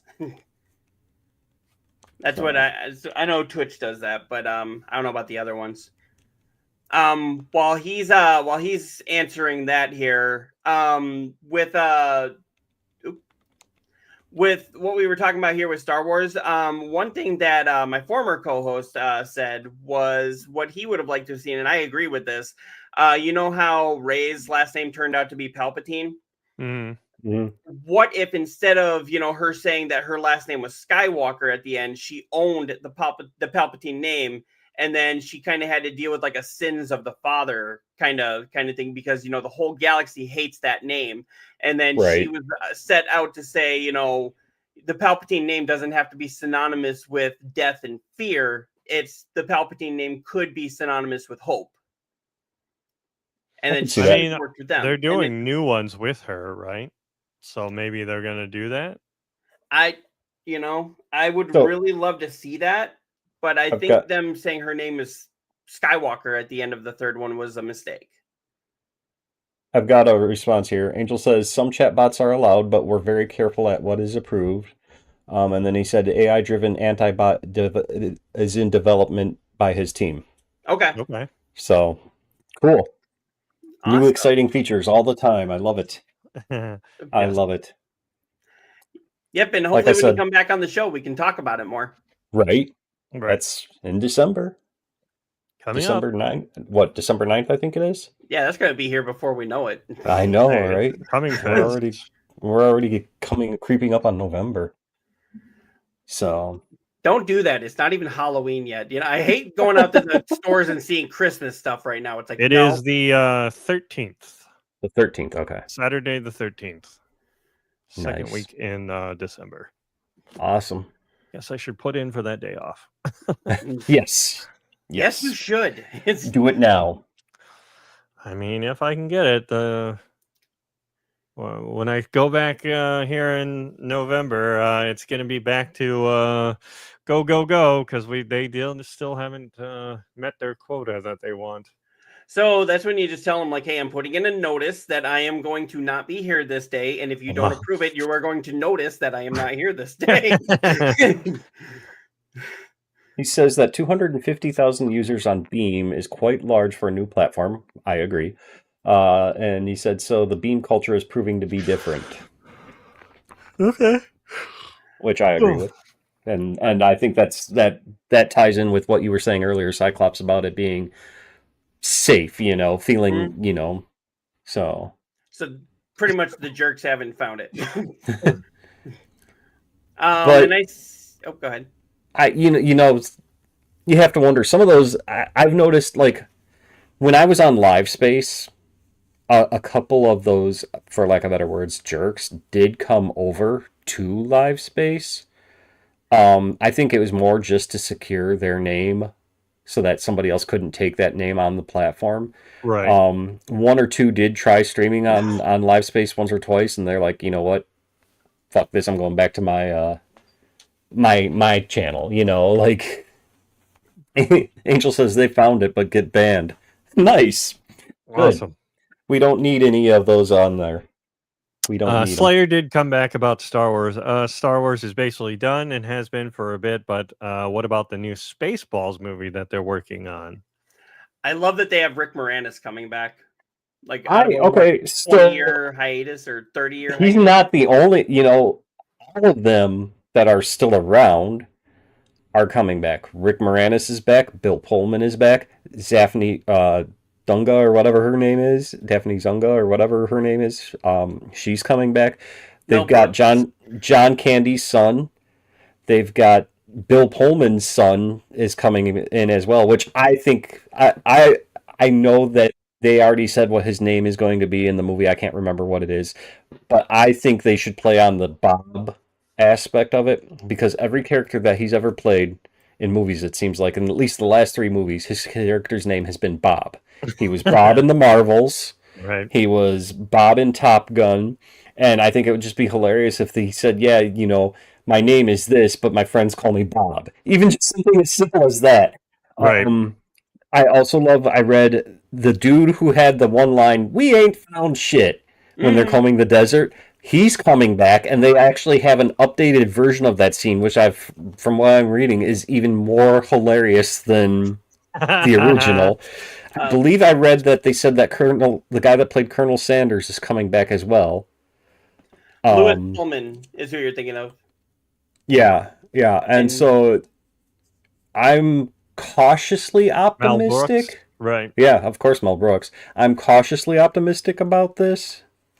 I will say flat out, I'm more excited by this than I was for Beetlejuice. You know, so we'll see. Yeah, I'm looking at all these characters that he's played. I'm not seeing like a lot of repeats on here. I'm seeing James a couple times. Who? Louis Pullman. Oh, well, he played Bob in the Marvels. Are you talking about Thunderbolts? Yeah. Okay. Yeah, he was Bob in that. Yeah. Pretty sure they said that I read that is in Top Gun. The new Top Gun, his character's name was Bob. Yeah, I think it was just the 2. Okay. Yeah. Well, he's coming back as Bob in Avengers Doomsday. Right. Possibly the other Avengers movie. So I think it would just be like hilarious if he's like, oh, you know. Oh, here it is, Bob, Top Gun Maverick. Yep. Yeah, and so it's like I just think it would be hilarious if he's like, yeah, my name is this, but my friends call me Bob or something like that, you know. Some little thing. Just to play on the meta, you know. Right. Yeah, there's another one. He's actually a Mexican actor who's been in a lot of films here, including he was in Breaking Bad. He was also in Training Day. But they said almost every movie that he's in, his character's name is Hector. Huh. And it's just a kind of a standard. I know the guy you're talking about. You know, it's just kind of a standard Mexican name, and it's like, yeah, but he always plays Hector. Right. Hector. All right. Yeah, I think I have to get going so that we can get wife's on her way to pick me up so we can mosey on down to Chicago. All righty. Well, you have a good time in Disneyland. I will. And I know I will be filming. I just don't know if I'll do it, in real life or just use my DJI camera. And how long are you going to be gone? I come back Thursday. So it's okay, so you'll be here for next Saturday show. Yeah, it's just a quick trip. I just clicked really quick in the private chat. I put the link for that Disneyland that I was talking about. So if you want to watch that on your own free. Disneyland. Disneyland. I remember it was Adam Sandler that would. Oh was saying yeah, okay. So, but I still haven't seen Uncut Gems. I still need to see that. Oh man, that's a good one. It's like it seems like he's got the acting chops. He can do drama. Oh yeah, Adam Sandler. Yeah. Oh, Oh, dude, he Punch does Drunk drunk. Love is one of my favorite movies. Yeah, I have Rain to Over say Me that actually So- made me that cry. was like really early in his career, and not a lot of And people then- know about it. Yeah, that's one of my favorites. Flick was pretty good too. So, Flick, yeah, but with the remote, the TV remote, yeah. yeah. But That Punch was- Drunk Love, ooh, ooh. Yeah. Actually, we watched that in my film director's Mavericks class that I took. They were like, "This is Adam Sandler, and it's not Adam Sandler." You know, Yeah. it's like, Right. I get it. Yeah. So, all right, all. Have a great rest of your show. All right, Neo. All You right, have fun in Disneyland. Yeah, and I will see you next week. all right. right.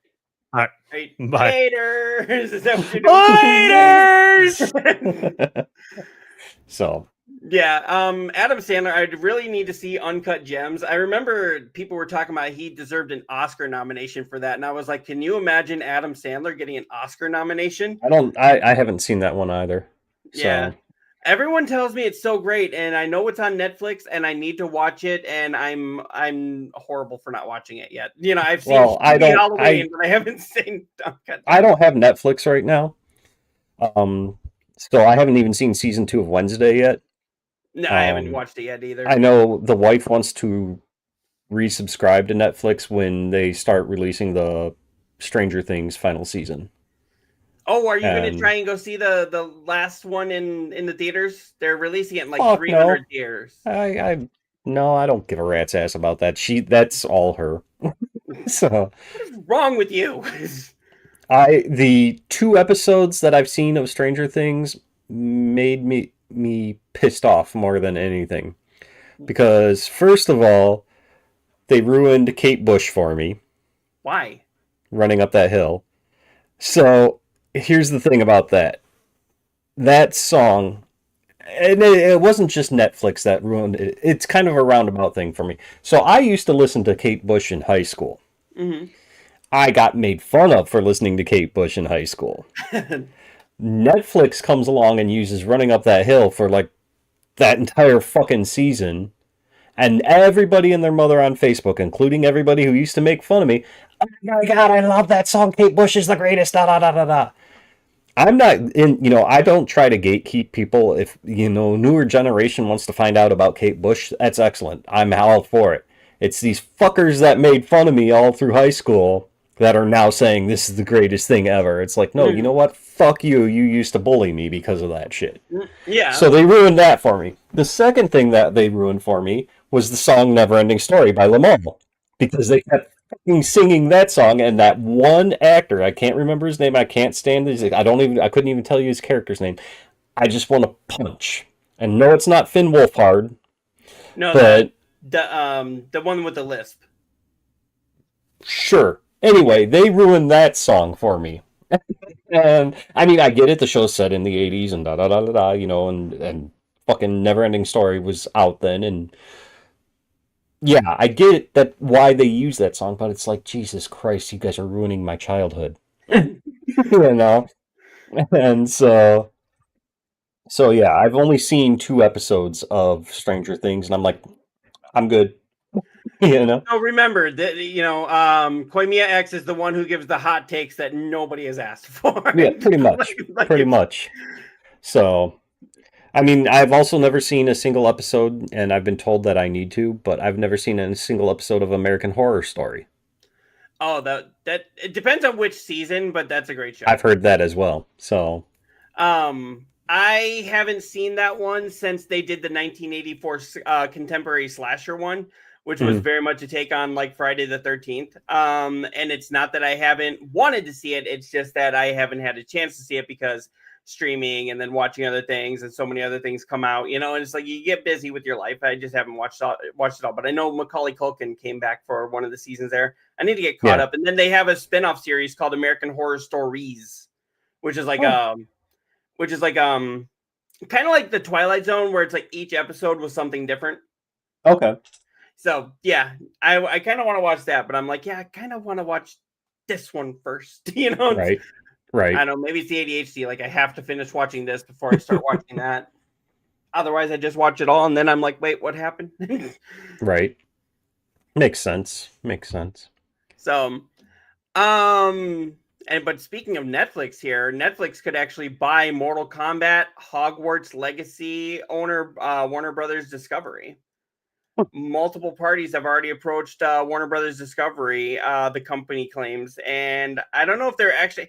Doesn't it seems like they just did the merger between Warner Brothers and Discovery, and now the whole company's going up for sale. Yeah. It's Yeah, so I saw weird. that. Yeah. What is it? Wait, hold on here. Wait, are you pulling this up or? I already pulled your Netflix story up. I was reading the Sab's comment here. Oh, I Didn't you don't give know. a hot take about how someone deserved to be murdered in a movie because she was about to cheat on her boyfriend? Oh, no. Remember last week I said in Scream, Drew Ah. Barrymore's character? Oh, yeah, I remember Not it. somebody real. It's somebody. It's a fictional character. Fictional characters. Oh wait, there's that thing on that we could do. You'd Yep. have to pull it down for me to hit it. But I've got it. Okay, they're talking about fictional characters. Fictional characters. Am I getting through to you at all? yes, fictional character. Drew Barrymore's fictional character in Scream. It's at the very beginning of the movie. I'd like to pull this up actually, but at the very beginning of the movie, if you watch, the killer calls and he actually starts flirting with her. She starts flirting back, and Yep. he's like, "So do you have a boyfriend?" And she's like, "No." And then Yep. I remember all this now. yeah, I remember your rant. yeah. It's like So. a little bit after she's like, "I lied. I do have a boyfriend, and he's coming over and he's gonna kick your ass." And then she turns on the lights, and that's when the guy's like tied up out there. And Yeah. I'm like, "Wait, you were just ready to cheat on him with a stranger?" you know? Oh. You're a horrible person. you know. Now I don't feel bad about you getting sliced, but I do feel bad about him because I mean, think about it. His girlfriend was just ready to cheat on him with a stranger, and next thing you know, his guts are coming out. Yeah. He kind of got screwed over there. But yeah, that was my hot take. Nobody Yeah, I was asked gonna for say it. that wasn't mine. So A 30-year-old movie. Nobody asked for my hot take on it, but there you have it. I took over Koimiya's spot. son of a bitch. I know. But yeah, here it was saying Warner Brothers Discovery has further detailed its plans to break apart or be sold. So basically, they're going to either break Warner Brothers and Discovery back into two, or they'll be sold as one. So let's see. In the news release today, the media giant that owns the developers of Mortal Kombat, Batman, Arkham, and Harry Potter games said it has received unsolicited interest from multiple parties already to acquire the entirety of the company or Unsolicited. just Warner Brothers unsolicited. Or just Warner Brothers. These parties were not named outright, but Bloomberg recently reported that Paramount submitted a $20 a share bid for Warner Brothers Discovery, which the company rejected. CNBC reported that Netflix and Comcast might also be in the mix too. Netflix is invested in the gaming space and continues to ramp up its efforts after some previous setbacks. So, I mean, I just want to know, why would Warner Brothers buy Discovery and then go like, "Oh, sorry, we can't afford it. Let's break apart." Yeah. I mean, Yeah. it almost sounds like what they did with what Microsoft did with, Bethesda and Activision, and all of a sudden it was like, "Oh, sorry, we can't afford this. We're shutting down studios." Well, don't we have a story about why Microsoft is doing all of that? Yes. I was gonna say. Yeah, we do. We can move into that, but yeah, that's what it seems like. I mean, they just bought all those companies, and then we're like, "Sorry, we can't do it." It's like, why'd you buy them? Right. Yeah, what was that story here? Xbox Studios. I don't know if this is the right one. Man. We're professional, I swear.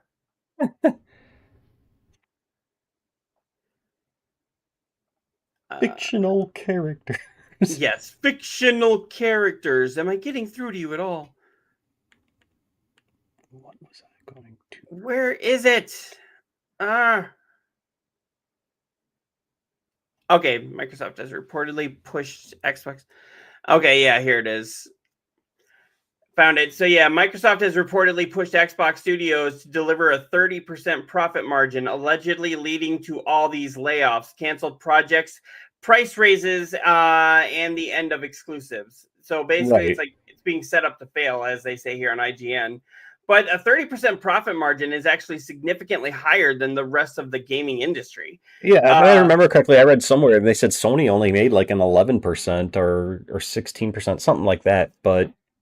Um, Well, it's but like they were yeah, saying on What Culture. It seems like, Microsoft or Xbox spent billions and billions of dollars gobbling up all these huge developers, and now Microsoft's saying, "Hey, come on, we want to return on our investment." And that's why all these prices are going up. That's why Game Pass is going up, even though Phil said it wouldn't. That's why that new handheld is going to be $1,000, even though they said it would be fairly priced. which That's makes me why, wonder what their new system is going to be because they've yeah, already come out. What's her name? Their new president, Amy or whatever it is, she's already come out and said it's going to be a premium system, and everything that they're saying makes it sound like a hybrid PC. So at that point, why don't you just fucking buy a PC? I mean, I yeah. don't know. I don't know. But yeah, so that Microsoft's 30% profit margin goal had led to the gaming division's huge layoffs, canceled projects, controversial price raises, and platform push. These cuts to Xbox have been deep. Thousands of staff have lost their jobs over several rounds of layoffs. Games such as Rare's Everwild and the Initiative's Perfect Dark reboot were canceled after years in development. ZeniMax Online Studios game project Blackbird was canned, leading to mass layoffs. The Initiative was also shut down, which really pissed a lot of people off. Last year, Microsoft closed Redfall developer Arcane Austin and Hi-Fi Rush developer Tango Gameworks. And that was after they pushed out like hugely successful games. I understand Redfall was not successful, but I don't think a studio like that should have one failure mean the end of their entire place. Right. Right. For And this is real. just what it seems like to me. It just seems like because they spent billions of dollars, Microsoft wants a return on that investment, and they're doing it the wrong way. Yeah, they increased the price of Xbox Series X and S consoles, but that could be because of the tariffs, honestly. Xbox Game Pass Ultimate to $29.99 a month, the latter of which was hugely controversial move. They actually lost like double digits worth of people. Let's see, Microsoft. I canceled mine. My Mhm. Game Pass. I'm done with that. Microsoft tried to make the jump to $80 games and ended up reverting back to $70 because Yep. that's just stupid. And then the idea of paying $10 more for Obsidian's Outer Worlds 2. Most expect Microsoft to go to $80 at some point next year, which Here's the thing, I'm though, sure on that. I don't expect it to be just Microsoft on that one. That one is probably going to that's a be gaming, that's an across the industry. board. Yeah. That's not just.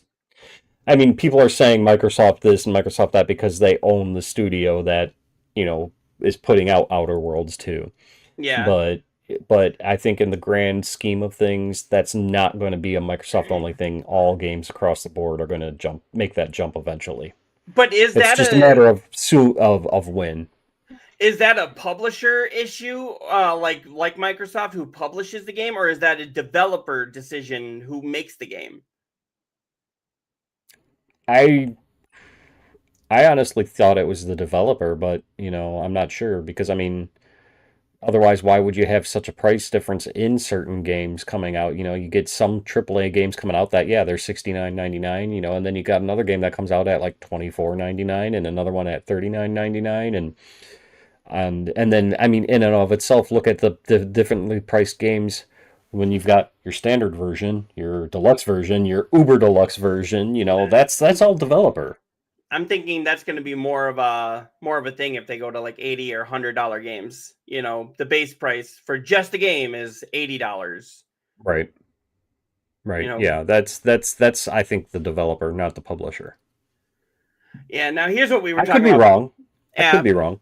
If there's any business people watching here, let us know if we're wrong. But yeah, it says here Bloomberg said that the average profit margin for the video game industry is 17 to 22%. Over the past 6 years, Xbox hit 10 to 20 to put that 30% target more into context. Sony's PlayStation division achieved 16% profit margin for quarter one of 2025 of the fiscal year.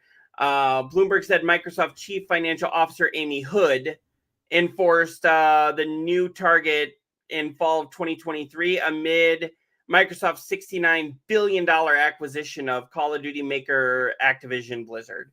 Mm-hmm.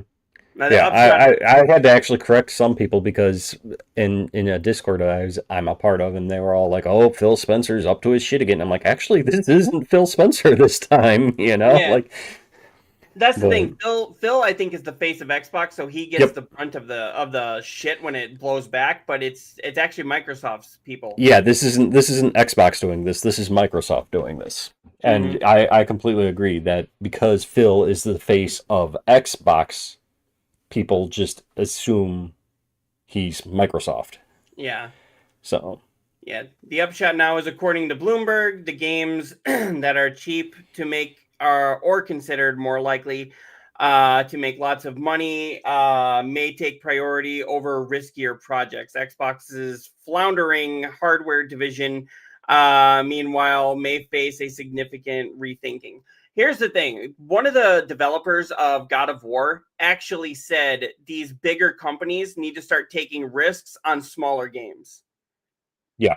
Because this whole, everything needs to be a AAA, everything needs to make $1 billion, that's not sustainable. Right. There's just not enough consumer interest or in this economy. Do you think that we can go out and purchase every AAA game that comes out and looks awesome? Sorry, I'm laughing at the "in this economy" line because I just a quote in the Borderlands 4 at one point. There's a guy, because the NPCs shout the most random shit, and one of them was like, 2 legs in this economy. It just cracked me up. So when he's like, in this economy, it just squirrel, but so. Yeah, and then of course there was some more going on with Xbox here. Let me pull this here. Microsoft gaming boss Phil Spencer reveals his thoughts on Xbox using AI. And there was also this one here where he admits that Xbox hasn't always protected its creative teams, but doing so is very important. Let's go with this one first, because I'm not familiar with this one. So all those layoffs that have happened, he says that protecting their teams and their creative teams is important. But I'm like, yeah, but you haven't been doing that, right? It's like, it sounds like you know what needs to be done. You're just not doing it. Speaking of California, the International Console Summit, Spencer said it's vital that the company protects and fosters the creativity of its teams. And from what it was saying here, Xbox boss Phil Spencer got pretty candid at the Paley International Console Summit in California. And then he was saying here, during the moderated discussion with Double Fine's head Tim Schafer, Spencer expressed how valuable it is, not just game companies, but the media industry is at writ large, to shield the creative teams that pour their hearts and souls into the work that they produce. Okay. So and he was saying here, the creativity team is, in my mind, the most important thing, and the thing that we need to protect and foster. Not long after saying this, Spencer noted that Xbox hasn't always safeguarded the creative talent behind its biggest and best games. The sentiment was expressed in context of internet criticism, but Spencer still admitted that Xbox and maybe the whole media industry doesn't protect its workers when it should. Okay. So, I mean, Makes he's sense. at least admitting, but I'm like, yeah, but there's a difference between admitting. But again, is it him saying lay off all these people, or is it Microsoft? Right. I'm thinking it's Microsoft, and he just doesn't have a say for it. So he's like, shit, I'm going to get a lot of blowback for this, Yeah. It's just like at your job or at anybody's job. The boss makes a decision and the customers get pissed at you. Don't I know it? Mm-hmm. Don't Oh, yeah. I know it? Me working for Medicaid, the minute Medicaid makes a decision, it's my fault somehow. Of course. And I didn't even learn about it until the customer called me and told me. So, You're like, I'm just the middleman, mhm. you know? So I don't know what to think about this though. They know that they need to do it. They're just not doing it, but it doesn't sound like it's Phil's fault. Yeah.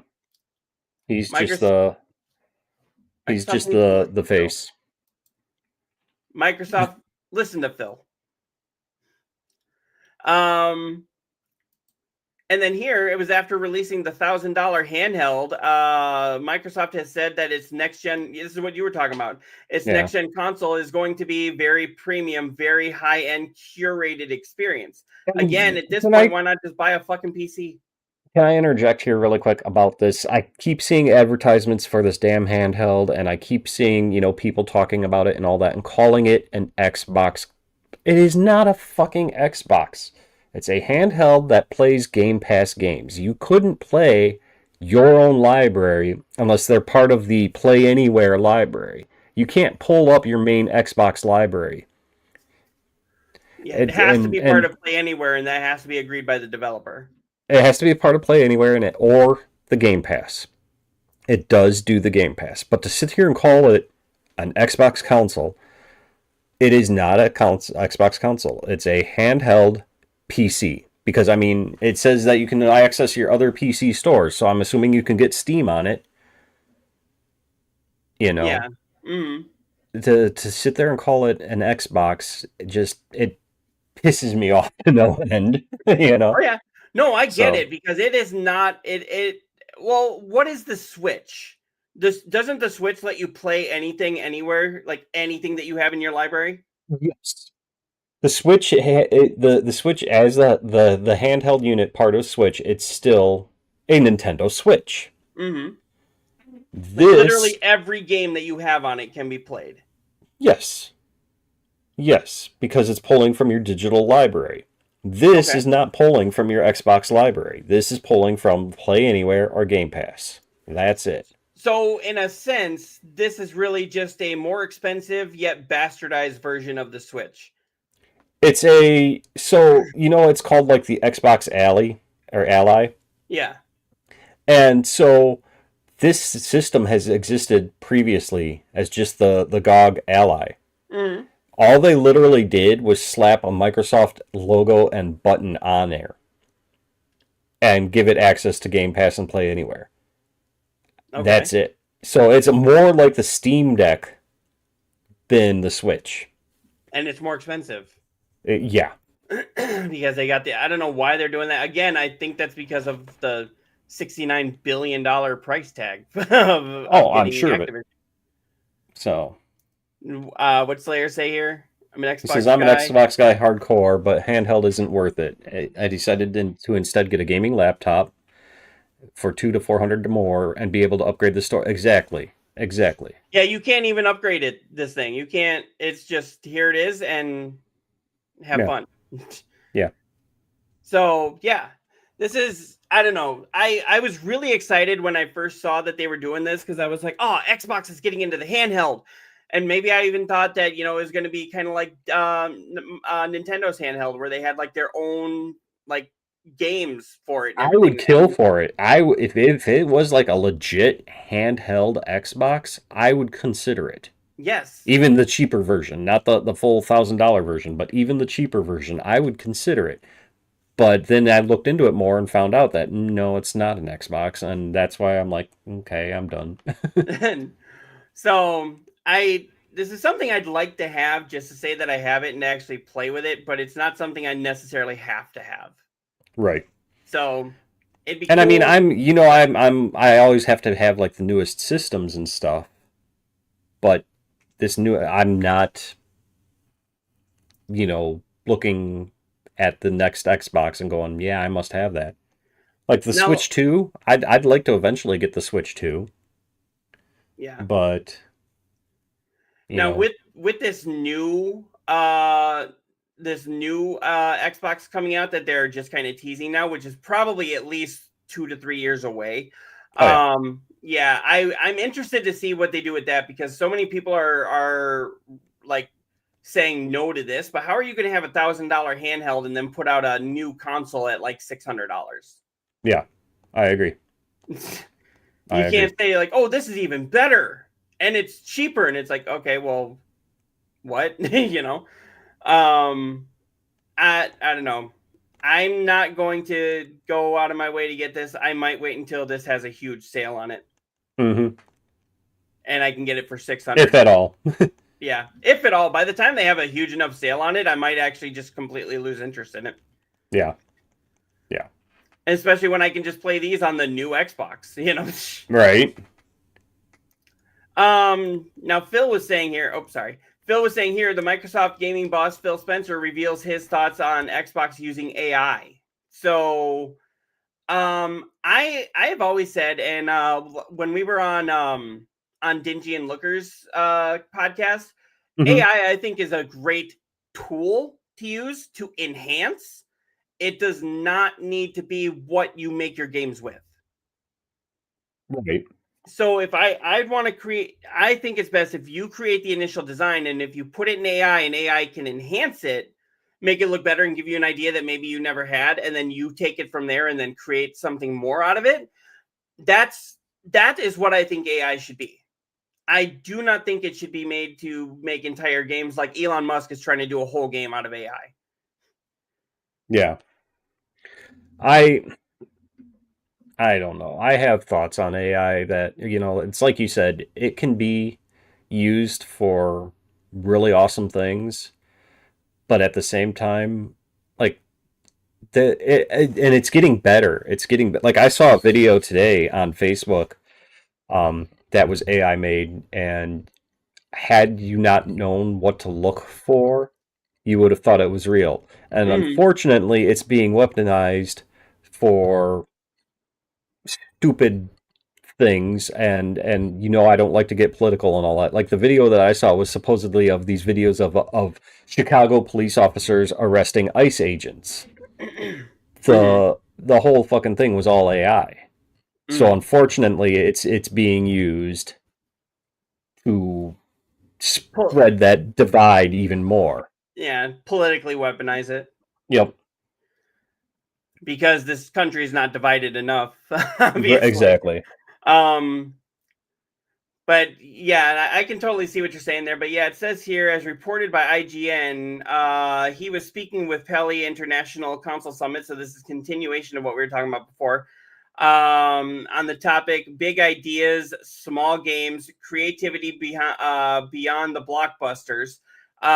With Double Fine studio head Tim Schafer following the release of Keeper. Microsoft has been pushing AI into all of its products, and CEO Satya Nadella, and I apologize if I said that wrong, has bragged about relying on multiple AI assistants throughout the day to run one of the biggest tech firms in the world.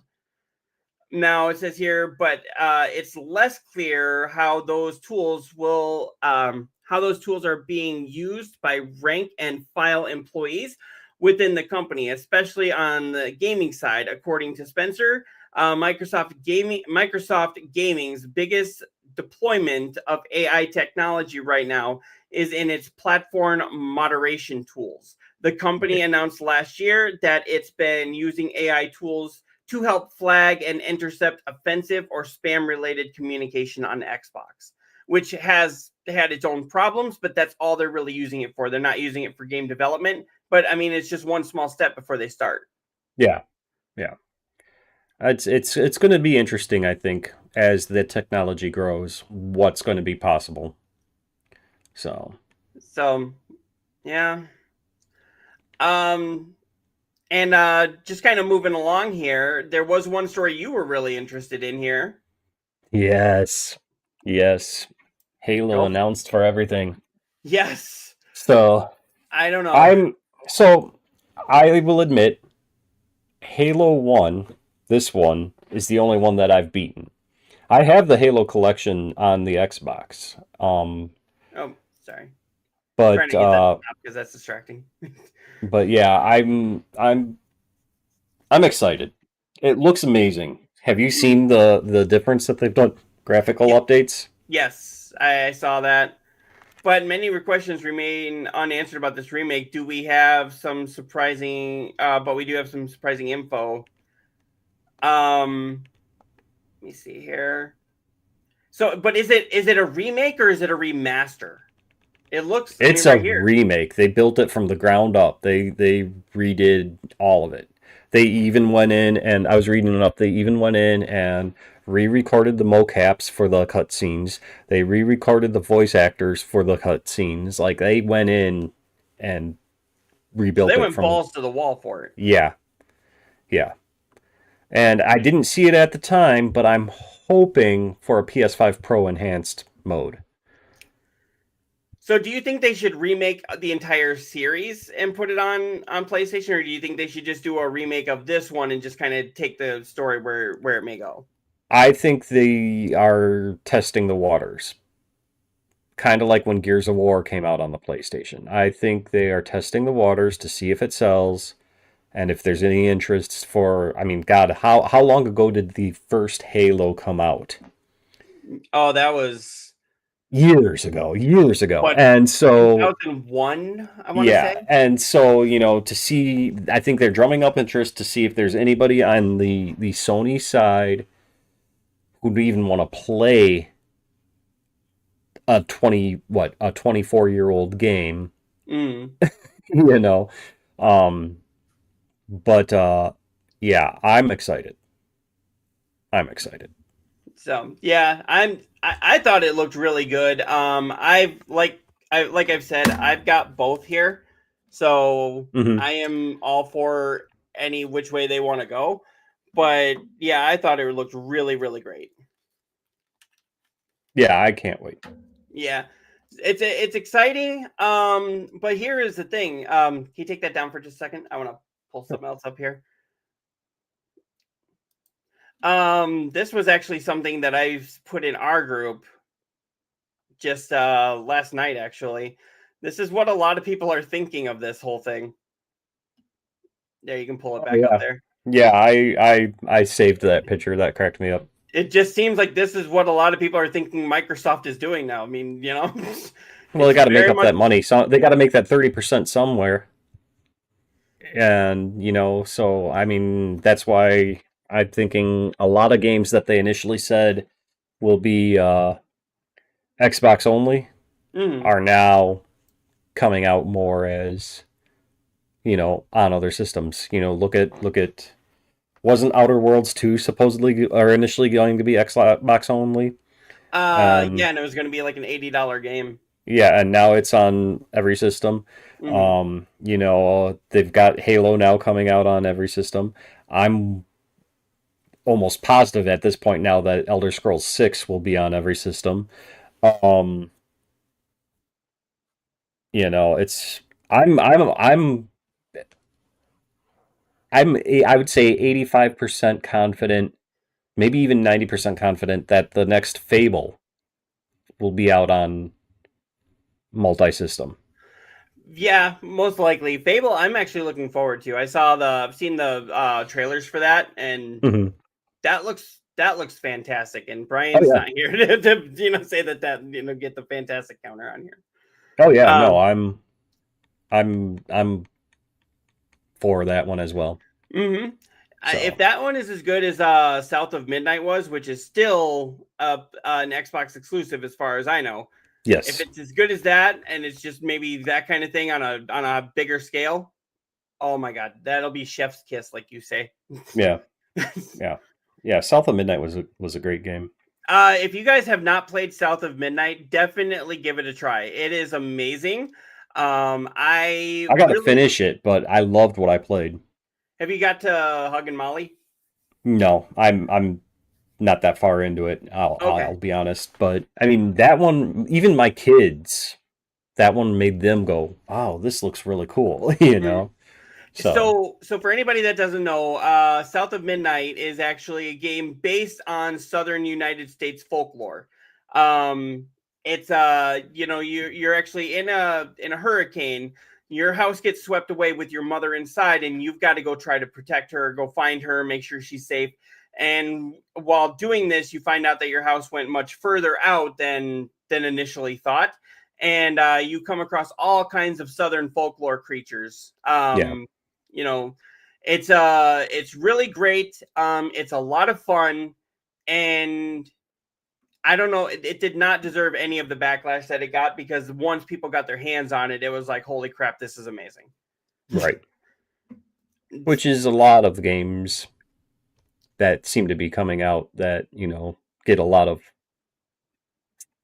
I guess you could say, false backlash or fake backlash. And it's fake. I mean, Forspoken, that got a lot of backlash. If you've actually played it, it's a really good game. South of Midnight got a lot of backlash. If you played it, it's a good game. Ghost of Yote, I'm playing that one right now. Got a lot of backlash. Fucking gorgeous game. Mm-hmm. Like, and let us not forget all the backlash around this. Yeah, yeah. Which I need to go back and finish that one still, but I just bought it. Between that and Silent Hill, I'm spending a lot of time in Japan. So yeah.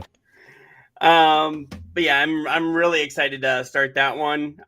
Spooky season, I'm probably gonna do Silent Hill, finish up Silent Hill F, and then do Little Nightmares and maybe another horror game. But then I'm gonna jump into Assassin's Creed, because I was like, that's gonna take me so much time. Mm-hmm. That'll probably be my entire November game. It's just gonna be Assassin's Creed, because I can only do about 3 to 4 hour streams at a time. Yeah. So, and then one last story that I had here. If you guys were fans of Alan Wake, well, the studio Remedy is actually, their CEO is stepping down after their co-op shooter flopped. I forgot this was even a thing, to tell you the truth. I think I got it for free on Plus, and I haven't even played it yet. Yeah, Ryan Gosling in Half-Life, bad news for folks looking to shoot cartoon mice. Mortal Kombat is trying to avoid Star Wars, and more. But this is all coming from Kotaku. But yeah, so their game, FBC Firebreak, is not the hit that they expected it to be. I'm shocked. Shocked. Well, not that shocked. Right.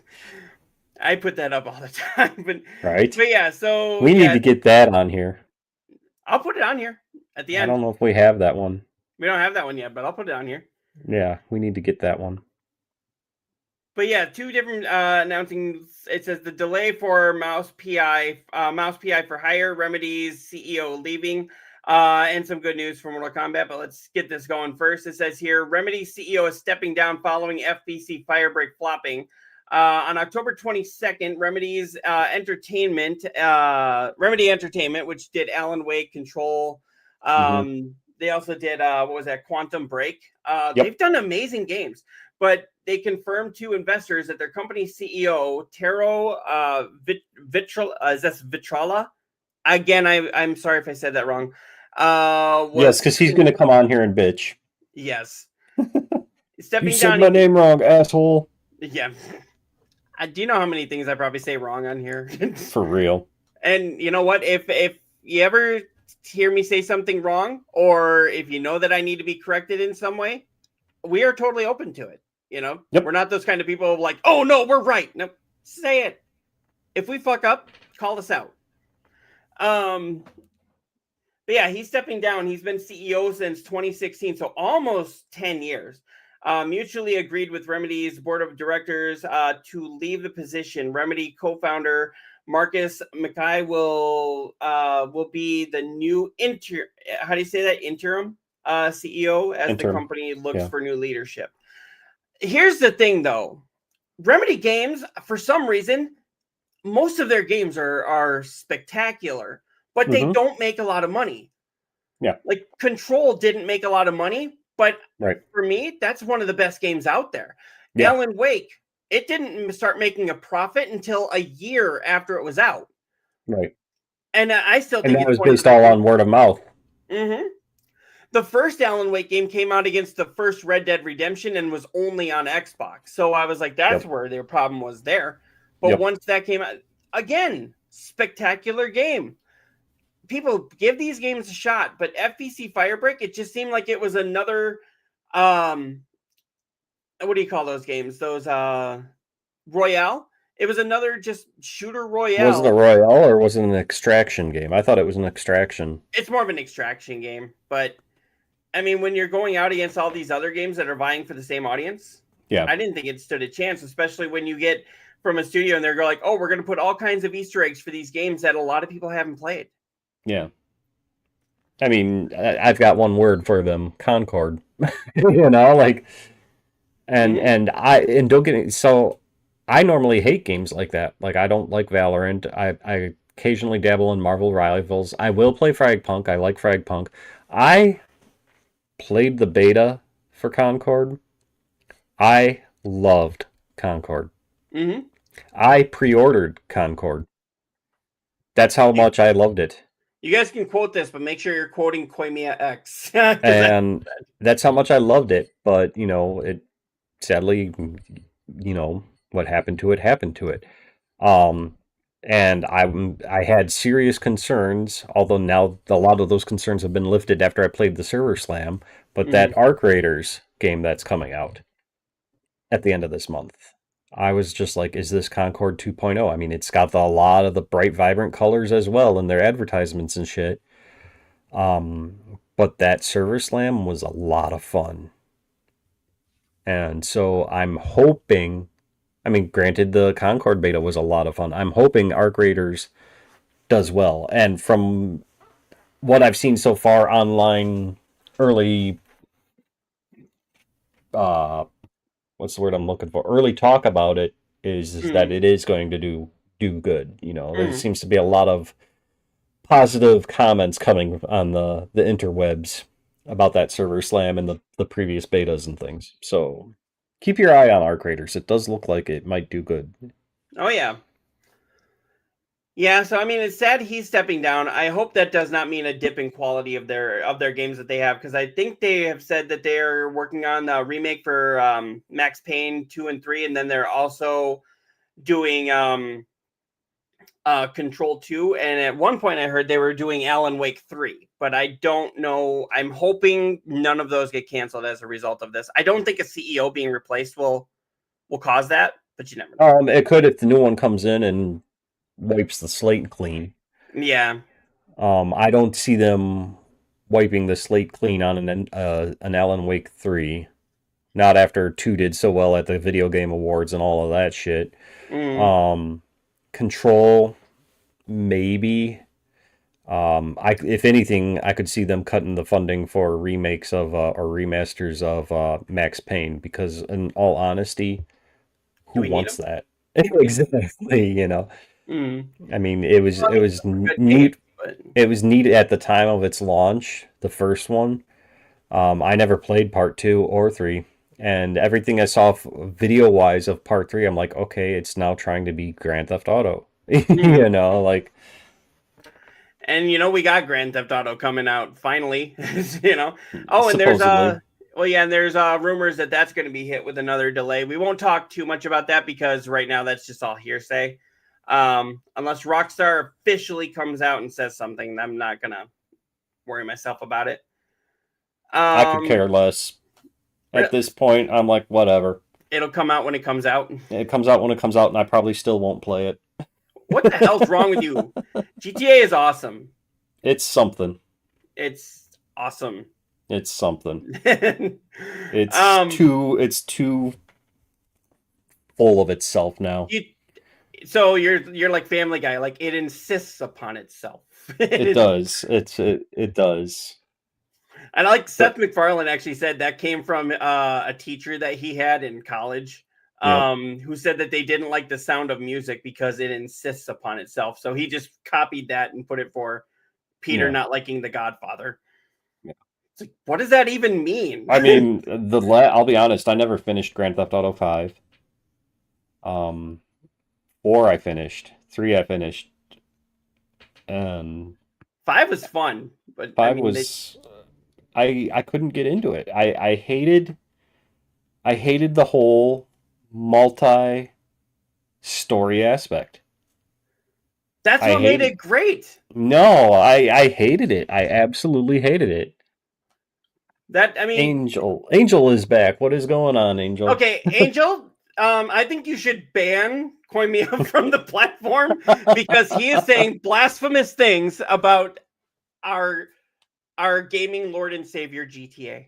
GTA is not our gaming lord and I savior. mean, I know I'm just playing, but And I honestly think that with as much hype that is built around 6, that it's going to come out and people are going to be pissed because it's not going to live up to the impossible expectations that everybody has built for this fucking game. well, do you think that it can? You don't think that it can live up to expectations? I don't think it will. I think because everybody has so many different things of what they expect from this game that it's not going to meet everybody's standards. Well, no game does. Well, no game does, but this is GTA we're talking about here. A perfect example is your reaction to me saying 5 wasn't that great. If anybody comes out and says 6 isn't that great, the whole fucking world's going to blow up at them.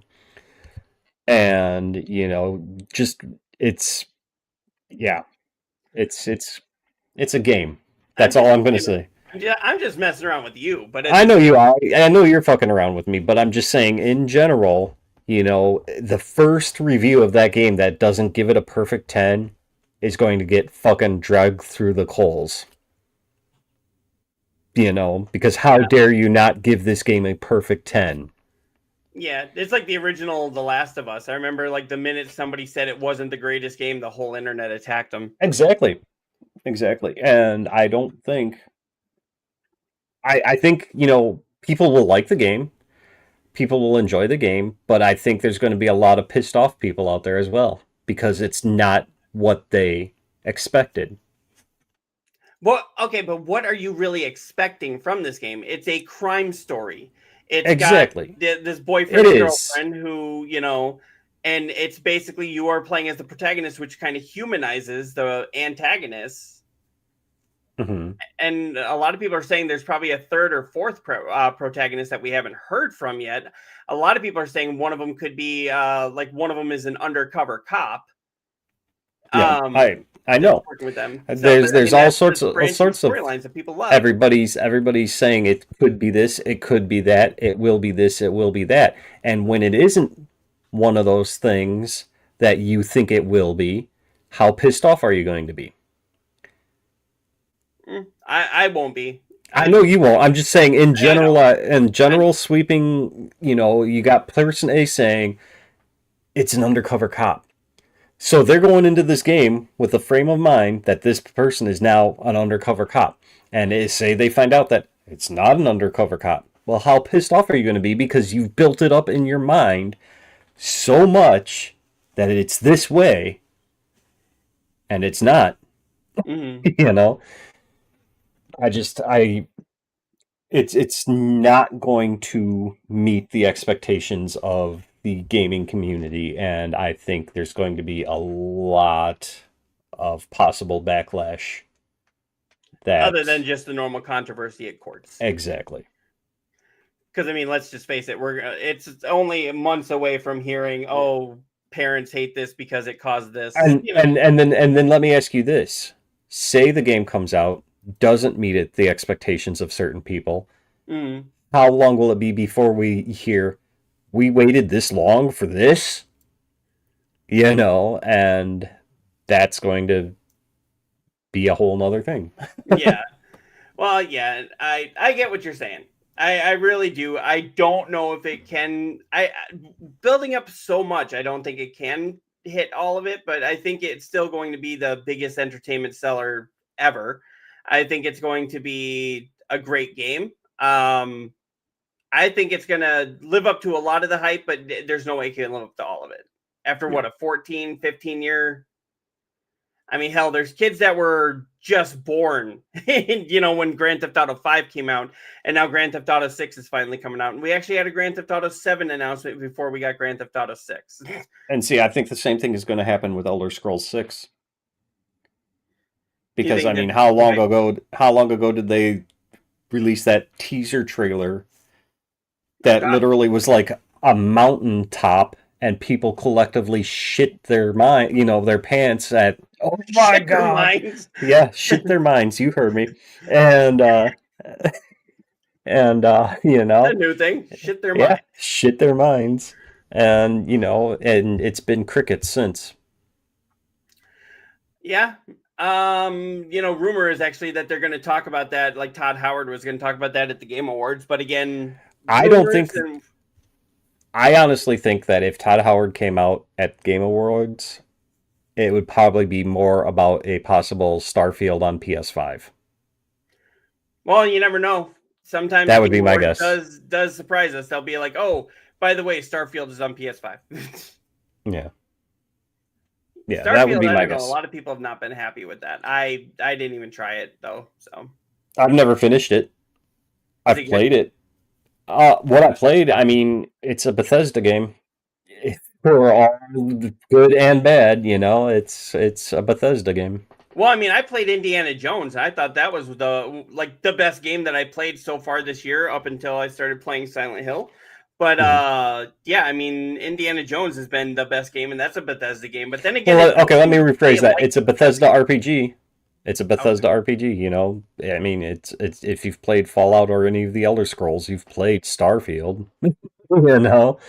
So. Yep. And then I did see here another thing you were pretty pissed about. It seemed like that cool looking classic cartoon first-person shooter has been delayed. Mouse PI for Hire. That game looks like so much fun, but it says here the Mouse PI for Hire has been delayed. The first-person shooter inspired by classic black and white cartoons like Steamboat Willie has a lot of hype and excitement around it, and many fans expected the game to reveal a specific release date at the Galaxy's gaming show on the 23rd, on October 23rd. Seemingly avoid fan disappointment, and I'm being attacked here by somebody. Fan disappointment on October 22nd. The developer Playside Studios announced on Twitter that Mouse has been delayed from 2025 to early 26. So they haven't given us a date, just a window of early 26. Yep. And told people not to expect a specific date at the upcoming event. And then we already talked about like Mortal Kombat and all that. But yeah, I'm a little disappointed. But then again, I mean, like I said, I've got enough games to play that'll keep me busy. So I don't know about you guys. I'm kind of welcome that delay, but I know a lot of people were looking forward to it. I was, and I know neo-deth was too. Oh yeah, and I am too. I'm not saying that I'm not going to play it. I'm definitely going to play it. It's just, now I get time to do this before I can jump into those. Yeah. So, but yeah, did you have any other thoughts or anything going on? We have a surprise guest that has come and just stood here. So, but no, did you have anything going on, or anybody else in the comments? Did you guys have anything else to say? Anything else you wanted to talk about before we wrap it up here? I'm gonna stream tonight. Oh, you're gonna stream tonight. When does that ever happen? Right. No, I'll be on. I'm actually gonna borrow a page out of your book, and I think I'm gonna do a spooky game tonight. Okay. I'm gonna play the new. Well, it's not really new so much anymore, but it's the remade version of Alone in the Dark, the one with David Harbour and Jodie Comer. Okay. So I'm gonna check that out. I was really excited about the trailers. I heard bad things on the reviews, but then I was like, you know what? It's still David Harbour, and I really like him as an actor, so I want to give it a shot. Yeah, and Jodie. I mean, she's fantastic too. Yeah. So, I want to give it a shot. I know. Is it on Game Pass? I forget. Yes. Game Pass? I don't know. I've got it through PS Plus. Okay. So maybe one of the games. it was one of the games that was available through Plus. I don't know if it still is, but yeah. Yeah, I will definitely be checking it out at some point. Like I said, I will be playing Silent Hill. I will be playing Little Nightmares 3. And then I know it's not necessarily a spooky game, but I will also be doing Stray. Stray is great. Is Stray like more? I know it's an indie game, but was this more horror or not horror, but like more kind of spooky, kind of like family friendly spooky? I wouldn't even call it spooky at all. It's my kids loved it. They keep asking me when I'm going to go back and play it. I can't right now because it was on Plus, but it wasn't a like one that you could, download through Plus, unless you have like the higher up subscription. And for anybody wondering, yes, I still buy physical media. So, but yeah, Stray. It's not spooky. It's more of a, I'd say, an indie puzzle platformer. Okay. But you're a cat. Yeah, I know, but it just like kind of the trailers made it look like it was more kind of like Tim Burton, where it's like family friendly, a little goth, little dark. It's definitely it's definitely dark and family friendly. I'll give it that. I mean, it's really good though. Because it's like unless he's going all out, he tends to keep it where family friendly, but oh, look at the scariness, Right. Yeah. So, no, I highly recommend it. All right. Well, if nobody else has anything to jump in here, we want to thank you all for coming and hanging out with us. We really do appreciate that. You're going to be streaming tonight, and what else you got going on throughout the week? Just work? Just working. I did say on my stream the other day that I do plan on streaming more. I know I always say that, but I do plan on streaming more starting this week on Monday.